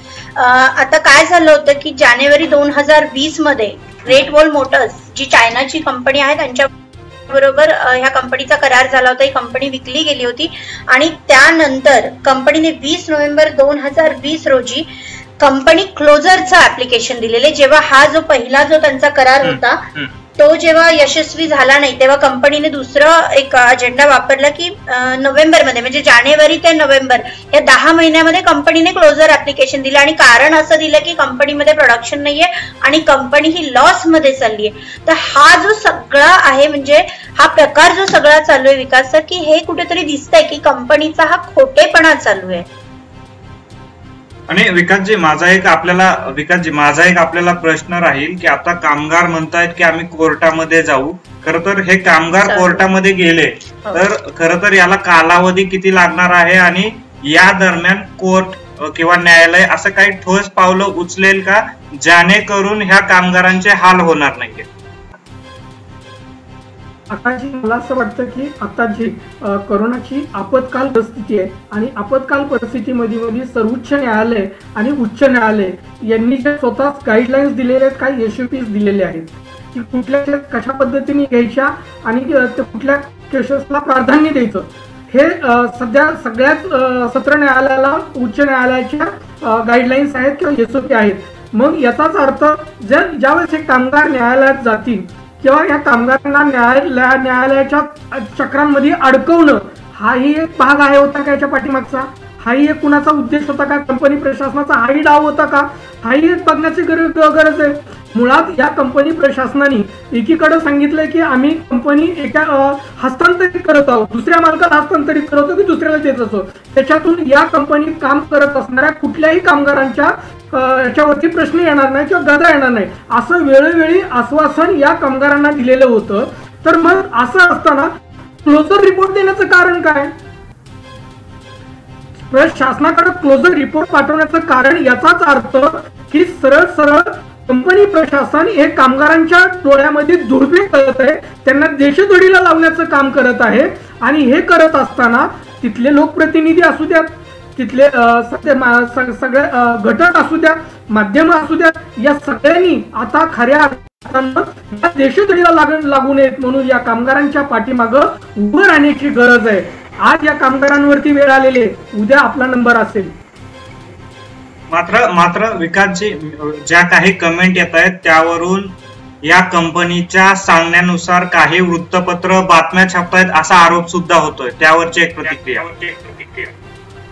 आकाशजी, सध्याच्या परिस्थितीमध्ये लोकशाहीचा चौथा स्तंभ ज्याला आपण म्हणतो आणि ते म्हणजे आपला प्रेस माध्यम मीडिया, पण आताच्या काळामध्ये गेल्या काही दिवसांपासून प्रेस माध्यम येणारे बातमी ही एक निव्वळ अफवा आहे किंवा निव्वळ मनोरंजनाचं साधन आहे. त्याच्याकडं सिरियसपणे पाहण्याचं कुणाचीही आता सध्याच्या परिस्थितीवरती राहिलेली नाही. मात्र आज या प्रेस माध्यम हेही एक उद्योग बनलेलं आहे, हेही एक धंदा झालेला आहे आणि या धंद्यातून मला काय प्रॉफिट होईल, मला काय फायदा होईल ही भावना राहिलेली. लोकशाहीला बळकट करण्याचं, लोकशाहीला खऱ्या अर्थानं गोरगरिबांचा समाज मनाचं प्रतिबिंब म्हणून त्यांच्या हक्कांसाठीचा आवाज उठवणारे माध्यम आता अगदी हातावरती बोटावर मोजण्याएवढीच लोक त्याच्यामध्ये राहिलेले. अन्यथा ही जर परिस्थिती अशीच राहिली तर मला असं वाटतं की लोकशाहीमध्ये जो चौथा स्तंभ आहे हाही आता पूर्णपणे विखुरला गेलेला आहे किंवा त्याला वाळवी लागलेली आहे, त्यालाही अर्थकारणाची कीड लागलेली आहे, असं माझं या ठिकाणचं मत आहे.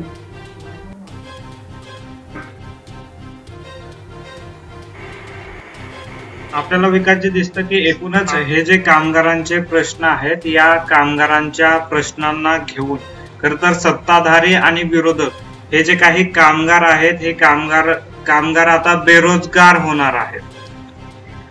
इथे बऱ्याचशा कमेंट्स येतात. इथे कामगार आपले प्रॉब्लेम्स आणि काही गोष्टी सांगतायत. कंपनी व्यवस्थापनाविषयी त्यांच्या काही कंप्लेंट्स आहेत, त्याही इथं कामगारांनी मांडलेल्या आहेत. याच्यामध्ये काही महत्वाच्या एक दोन आहेत. इथे एक अजित पवार म्हणून म्हणतात की आमच्या नावावर 20-30 लाखाचे लोन आहेत आणि कंपनी आम्हाला 13 ते 14 लाख देतात, तेव्हा आम्ही काय करायचं? कोरोना परिस्थितीत कोण आम्हाला जॉब देईल? तर हा फार मोठा प्रश्न. जसं की कुचेकर सर मगाशीच आपण म्हटलं की इथे परमनंट जॉब आहेत. या धर्तीवरती इथल्या ह्या कामगारांनी इथं घरं घेतलेली आहेत, त्यांच्यावरती 20 ते 30 लाखाचं साधारण कर्ज आहे. असं असताना ह्या कंपनीने जे त्यांना 13 ते 14 लाख देऊ केलेले आहेत, तर ते कसे होणार आहेत? त्यानंतर काही एक दत्ता फाटक आहे, त्यांचं म्हणणं आहे की कंपनी दुटप्पीपणाची भूमिका घेत आहे. आणि ग्रेट वॉल्स, एक मिनिट,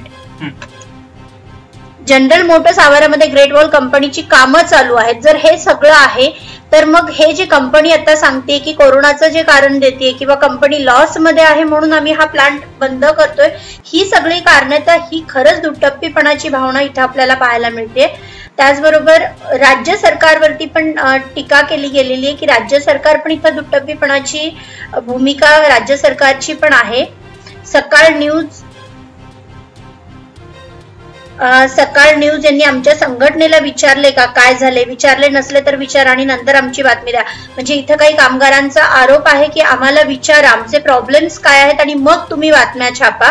म्हणजे जे आता आपण काही वेळापूर्वी कमेंट वाचली होती, सकाळलाच बोलायचं नाही खरं तर. आता सगळ्याच प्रसार माध्यमांनी खरं तर या माध्यमांना खरं तर पत्रकारिता पुन्हा नव्याने शिकवण्याची वेळ आलेली आहे. कारण आपण जर बातम्या देतोय तर दोन्ही बाजू खरं तर जाणून घेणं महत्वाचं आहे. मात्र एकाच बाजूने बातम्या देण्याचा सपाटा. विकासजी हसतायत. विकासजी, आताच्या या परिस्थितीमध्ये ब्रेकिंग न्यूज देण्याच्या नादामध्ये दुसरी बाजू जाणून घेण्याचं कुठल्याही माध्यमाला पडलेलं नाही. आताची माध्यमं हे केवळ TRPच्या मागे लागलेली आणि ब्रेकिंग न्यूजच्या नावाखाली जिवंत माणसाला पण श्रद्धांजली वाहतात, अशा परिस्थितीची ही घटना आपल्याकडे ब्रेकिंग न्यूजच्या खाली घडणाऱ्या घटना दिसत आहेत. म्हणून आज तुमच्या याच्यासाठी असलो की आमची दुसरी बाजू न जाणून घेता केलेली बातमी ही केवळ आणि केवळ एक त्या बाजूचं केलेलं वार्तांकन आहे किंवा त्या बाजूचं केलेलं घटना आहे. याचा अर्थ असा होतो की माध्यम बातमी देत असताना मला असं म्हणायचं आहे की खऱ्या अर्थानं वस्तुस्थिती, समाज मनाचं प्रतिबिंब जे खऱ्या अर्थानं समाजासमोर ठेवण्याचं काम केलं पाहिजे, ती काम होताना सध्या दिसत नाही.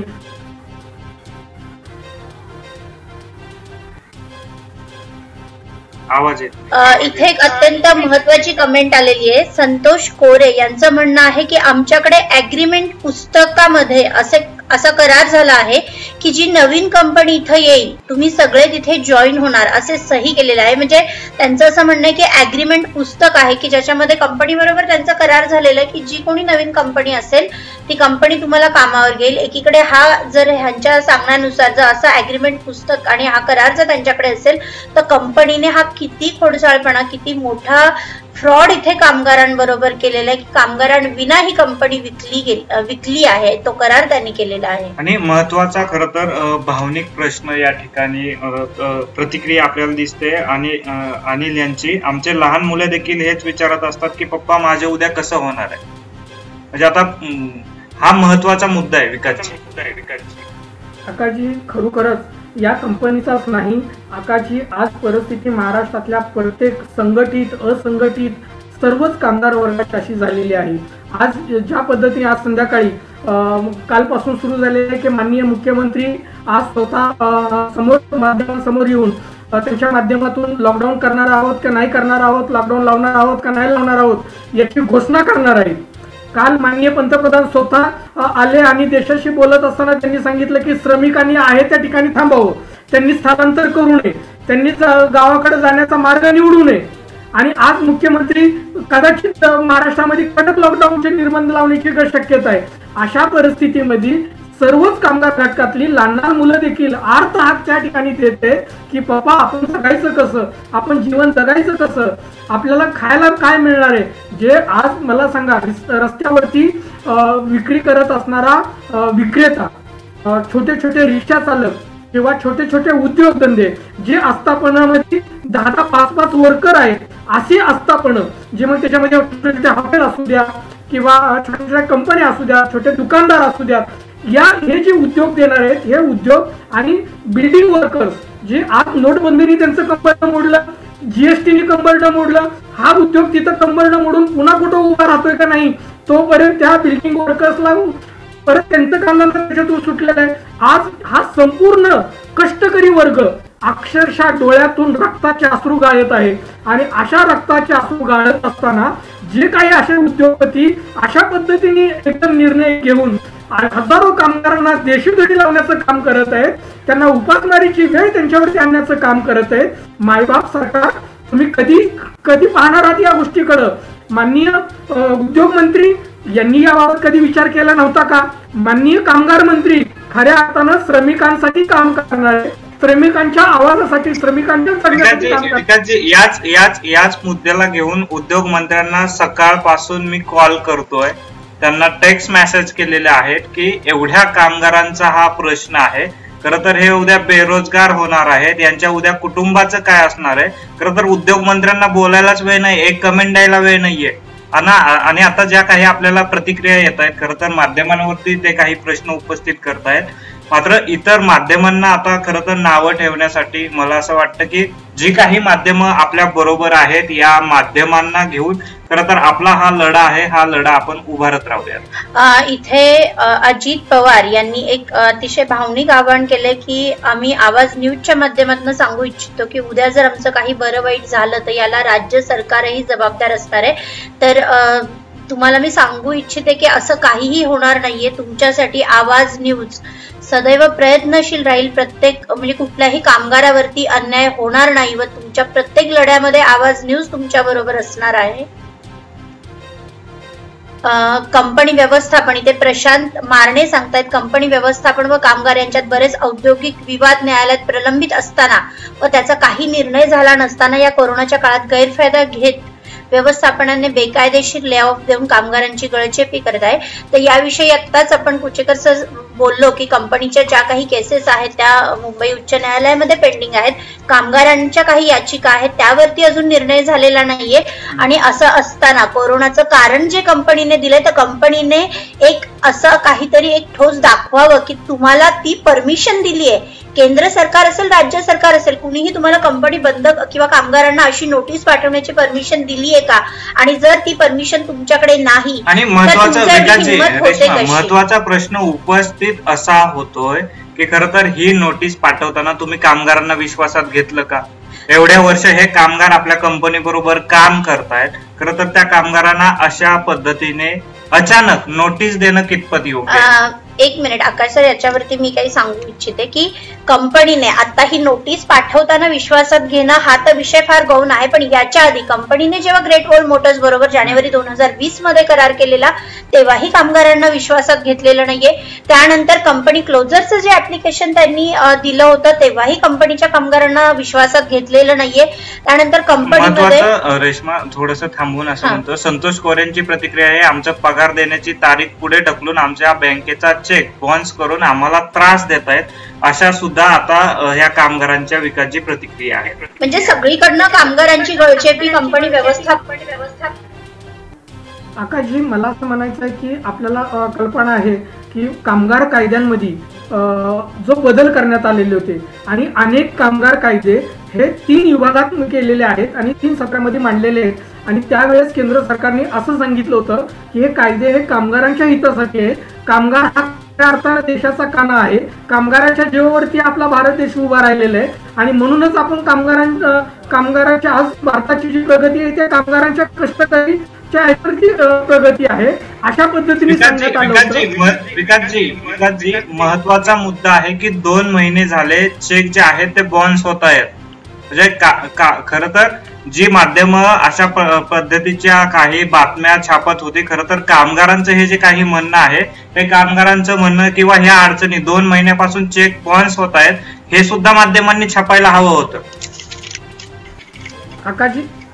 आकाशजी, एखाद्या कामगारांना खऱ्या अर्थानं त्यांना देशधडीला लावायचं असेल आणि त्यांच्या हक्कांना जर ते मागं फिरत नसतील आणि त्यांच्या हक्कासाठी ते आवाज उठवत राहणार असतील तर या कामगारांची गळचेपी करायची तर कशी, तर त्याच्या आर्थिक नाड्या आवळायच्या, त्याला उपासमारीची वेळ त्याच्यावरती आणायची, त्याला कष्टाचे पैसेही वेळेत द्यायचे नाहीत. ही ज्यावेळेस विकासजी, आपण लोकशाहीत राहतो. लोकशाहीमधून आपण लोकप्रतिनिधी निवडून दिलेत, राज्यातले आणि केंद्रातले सुद्धा. अजून तरी हिटलरचा जन्म झालेला नाहीये, तशी शक्यता असले तरी हिटलरचा अजून तरी जन्म नाहीये. अगदी तुम्ही म्हणताय ते अगदी खरं आहे की हिटलरचा जरी आणखी जन्म झालेला नसला तरीही हिटलरपेक्षाही काही वेगळी नीती आहे असं वाटत नाही. आणि म्हणूनच कामगार कायदा, जसं तुम्ही मगाशी म्हणलं होतं ते वाक्य वापरलं होतं की अण्णाभाऊ साठेंनी जे वाक्य उचललं होतं आणि संयुक्त लढ्यामध्ये खऱ्या अर्थानं कामगारांनी ही मुंबई वाचवली होती, औद्योगिक नगरी वाचवली होती. आणि हे वाचवण्यासाठी जे हुतात्म्य त्यांनी पत्करले होतं, ह्या कामगारांच्या जीवावरती हा महाराष्ट्र उभा आहे. कामगारांच्या जीवावरती महाराष्ट्राची प्रगती आहे. कामगारांच्या जीवावरती महाराष्ट्राची संस्कृती आणि संपूर्ण टिकून उभा आहे. तरी पण या कामगारांना गळचेपी करण्यासाठी त्यांच्या पगाराचे चेक बाउन्स करणं, त्यांना उपासमारी, त्यांच्या कुटुंबाला उपासमारीची वेळ आणणं, त्याच्या मुलाची फी भरायला त्याला फी भरण्यासाठी त्याला वनवन करायला लावणं, त्याच्या मुलाला शिक्षणापासून वंचित करून देणं, त्याला घरदारापासून वंचित करणं. कारण ज्या बँकांनी कर्ज दिलेलं आहे त्या बँकाचे हप्ते केले नाही तर बँक उद्या ते कर्ज म्हणजे त्याला घरातून बाहेर काढायला लावणं, हे सगळं कारस्थान हे केवळ आणि केवळ अशा कामगारांना देशधडीला लावण्याचंच केलं जातं. विकासजी, खरं तर लोकप्रतिनिधींना ज्यावेळी असे प्रश्न विचारले होते आवाज न्यूजनी, तर लोकप्रतिनिधी रेश्मा काय सांगत होते?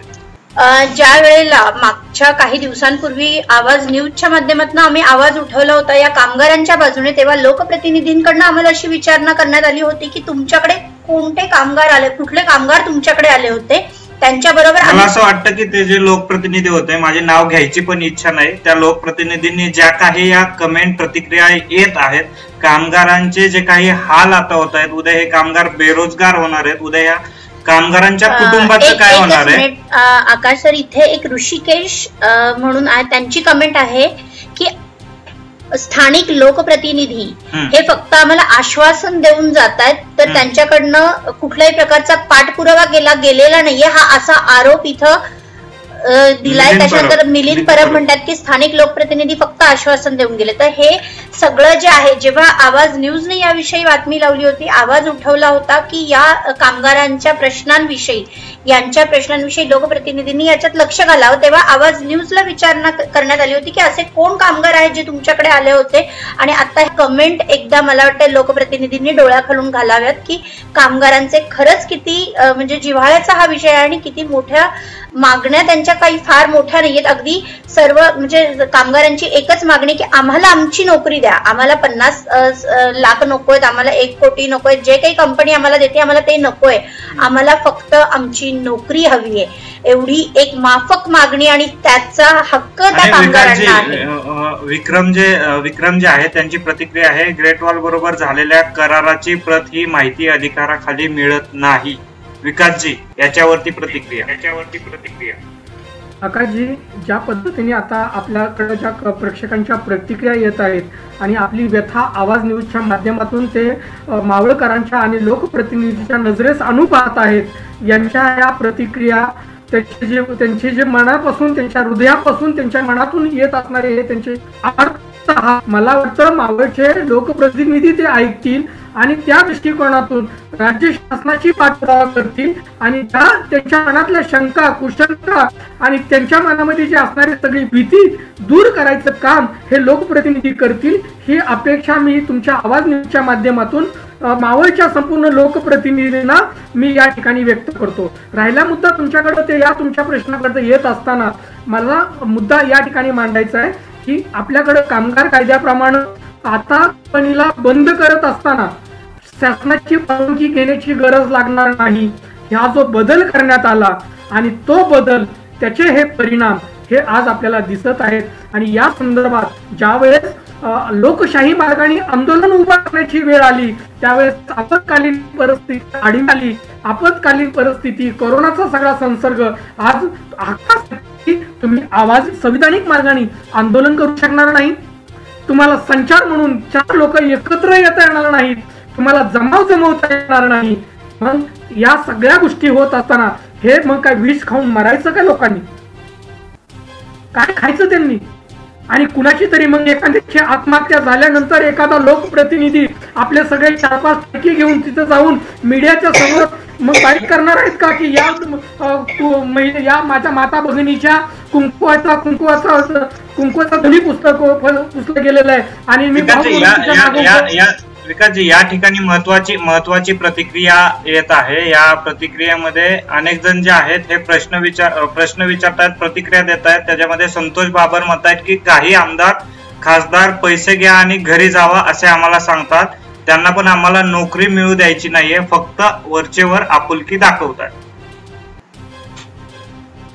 मगाशी मी तुम्हाला सांगितलेलं होतं की ज्या वेळेस एखाद्या उद्योगपतीशी अर्थकारणाचं सुरुवातीला ज्यावेळेस हे लोकप्रतिनिधी येतात अगदी हक्कांसाठी गप्पा मारतात, कामगारांच्या हक्कांसाठी उभं करतात आणि कंपनीच्या प्रशासनाला कॉलर पकडून उचलतात.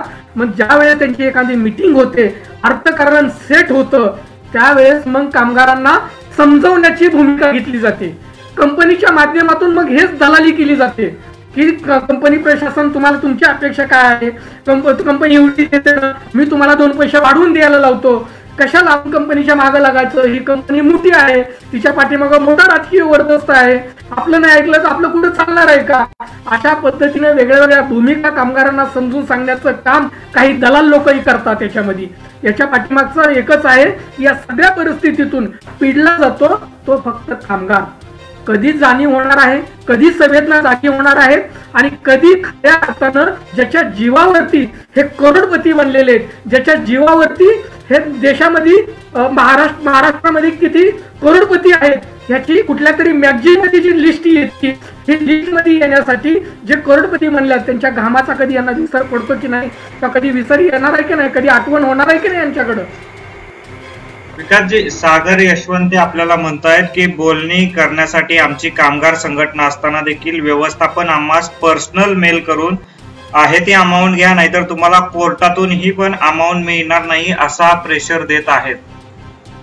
काही प्रतिक्रिया ज्या आहेत विकासजी त्या महत्वाच्या आहेत. या प्रतिक्रिया आपण पुढच्या 2-3 मिनिटांमध्ये घेऊ आणि आपल्याला लक्षात येईल की नेमक्या कामगारांच्या काय मागण्या आहेत. रेश्मा, सर्जेराव पवार इथे म्हणतात की मॅनेजमेंट हे आम्हाला, एकच मिनिट, तर पुढच्या घ्या ज्या प्रतिक्रिया. जनरल मोटर्स कंपनी जगदीश माळी म्हणतात की आता गाड्या बनवत आहेत आणि ग्रेट वॉल मोटर्स मध्ये हे गाड्या बनवणार, मग आम्हाला जॉब का दिला जात नाहीये? त्यानंतर आकाशीच्या प्रतिक्रिया आहे, त्या प्रतिक्रियेला फक्त क्लिक करा, आपल्या प्रेक्षकांना ते खाली दिसतील. त्या प्रतिक्रियेवर क्लिक करा, आपल्या प्रतिक्रिया खाली दिसतील आपल्या न्यूजला. कामगारांच्या प्रतिक्रियावरती जर क्लिक केलं तर आपल्या या प्रतिक्रिया लाईव्ह मध्ये कामगारांना दिसतील. या मुद्द्याला घेऊन आपण बोलत राहा. अगदी आकाशी खरं आहे. आपण ज्या पद्धतीने म्हणत आहोत की कामगारांच्या संबंधांनी काही लोक ज्यावेळेस मध्यस्थी करायला येतात, कंपनी प्रशासन आणि कामगार या दोघांमधला दुवा साधायचा प्रयत्न करतात आणि हा दुवा साधत असताना आपल्याला कल्पना आहे की मग आधी सुरुवातीला कामगारांच्या हिताची भूमिका घेतली जाते, कामगारांच्या हक्कांचा आवाज उठवला जातो, कामगारांसंदर्भातलं बोललं जातं आणि मात्र जेव्हा कंपनी प्रशासनाशी यांचे आर्थिक व्यवहार ठरले जातात त्यावेळेस हेच जे प्रतिनिधी कामगारांच्या हितासाठी बोलणारे असतात, माध्यमाला येऊन बातम्या ते देत असतात, तेच लोकप्रतिनिधी मात्र परत कामगारांना समजायला जातात की कंपनी योग्य आहे, कंपनी करते, थोडेफार पैसे घेऊन ते कंपनीला आपण वाढवून घेऊ आणि मग कुठेतरी मागे या, कशाला कंपनी कोर्टात जात आहे, कशाला कोर्टात जायचं, अशा पद्धतीने कामगारांना समजवण्याचा प्रयत्न त्या ठिकाणी केला जातो.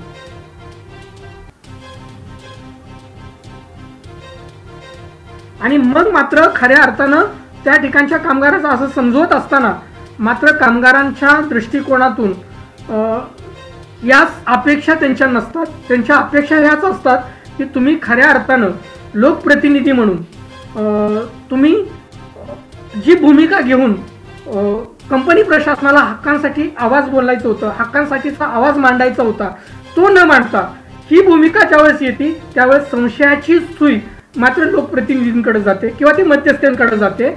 आणि मग प्रश्न पडतो की खरोखरच हे जे लोकप्रतिनिधी आहेत किंवा हे जे कोणी कामगार मंडळी आहेत ह्या लोकांना या कामगारांचं हित पडलेलं होतं का, आणि त्याच दृष्टिकोनातून हा सगळा संपूर्ण भाग त्यांनी केला होता का. आणि म्हणूनच आजच्या या न्यूजच्या माध्यमातून ज्या प्रतिक्रिया उमटत आहेत आणि ज्या प्रतिक्रिया समोर येत आहेत या प्रतिक्रियावरनं सध्याची त्या ठिकाणचं वास्तव आणि म्हणून मायबाप सरकार जी प्रशासन व्यवस्था, औद्योगिक प्रशासन व्यवस्था, कामगार कमिशनर, कामगार आयुक्त, कामगार मंत्री, उद्योग मंत्री यांनी या ठिकाणच्या 1400 कामगारांचा जो खरा प्रश्न आहे, त्यांची जी मागणी आहे, त्यांचं म्हणणं आहे ते तरी कमीत कमी ऐकून घ्या मायबापांनो. आणि ते ऐकून किमान त्यांच्या मागणीप्रमाणे, त्यांच्या हिताप्रमाणे त्यांना काय हवं आहे हे तरी एकदा निश्चित करा.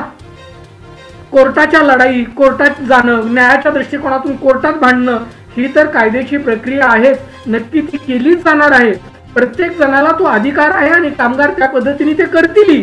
मात्र जबाबदार म्हणून त्यांच्याशी बोलणं, ज्या कामगारांनी ती कंपनी मोठी केली, ज्या कामगारांनी ती कंपनी खऱ्या अर्थानं नावारूपाला आणली, त्यांच्या कष्टाने, त्यांच्या रक्ताच्या घामाने, त्यांच्या एक एक रक्तासारख्या घामाच्या थेंबानी त्याची वीट उभा राहिली, तो उद्योग नावारूपाला आला, त्या कामगारांना तुम्ही सोयीच्या निवृत्ती घ्या, तुम्हाला आम्ही एवढे एवढे पैसे देतो, हे पैसे घ्या, नाहीतर हेही तुम्हाला मिळणार नाहीत, अशा पद्धतीच्या दमदाटी करून, धमक्या देऊन हे जर असं चालणार असेल तर मला वाटतं हे कुठंतरी त्या कामगार हिताचं, कामगारांचं नुकसान करणारं हा सगळा भाग आहे आणि हे दुर्दैवी भाग आहे. आणि या संबंधाने आवाज न्यूजच्या वतीनं जी प्रतिक्रिया करण्यात आली, आवाजच्या न्यूजच्या वतीनं आज हा विषय सगळा मांडण्यात आलेला आहे. तर खरोखरच आवाज न्यूजनी या कामगारांच्या हिच्यातनं, याच कामगारांच्या नाही तर मला वाटतं देशातल्या सर्वच कष्टकरी वर्गाचा, देशातल्या महाराष्ट्रातल्या सर्व असंघटित कामगार वर्गाचा, जी खऱ्या अर्थानं धुनीभांडी करणारे आहेत, रिक्षा चालक आहेत, पताडीवाले आहेत, टॅक्सी चालक आहेत, बिल्डिंग वर्कर्स आहेत, जे छोटे मोठे आस्थापना आहेत, जिथं हॉटेल्स आहेत, या हॉटेल्समध्ये जिथं 10 कामगारापेक्षा कमी असणारे आस्थापना आहेत, अशी 1-1-1.5 लाखाची ते कामगार संख्या आहे. जिथं 40 ते 50 असणारे छोटे छोटे लघु उद्योग आहेत. या संपूर्ण कंपन्या, या संपूर्ण लघु उद्योगाच्या मधला कामगार हा हवालदिल झालेला आहे. या करोना संकटामुळं जीवन कसं जगायचं आणि त्यांची या लावलेले निर्बंध, यांनी परत कामावरती येण्यासाठी घातलेले सगळे प्रतिबंध, हे संपूर्ण पाहता त्यांचं कुटुंब कसं चालवायचं हा संपूर्ण प्रश्न त्यांच्या समोर उभा आहे. या संबंधाने आवाज न्यूजनी आज हा जो विषय घेतलेला आहे, मी आवाज न्यूजचा धन्यवाद व्यक्त करतो. आणि खऱ्या अर्थानं समाज मनाचं प्रतिबिंब म्हणून, हक्कांचा प्रश्न, हक्कांचं व्यासपीठ म्हणून जो तुम्ही गोरगरिबांचा आवाज या माध्यमातून मांडत आहात, आवाज न्यूजचे संपादक आकाश भोसले, पत्रकार रेश्माताई फरतडे यांनी जे महत्त्वाचे मुद्दे मांडलेले आहेत, या सर्वांचं मी धन्यवाद व्यक्त करतो. आणि आज आपण इथंच थांबूया.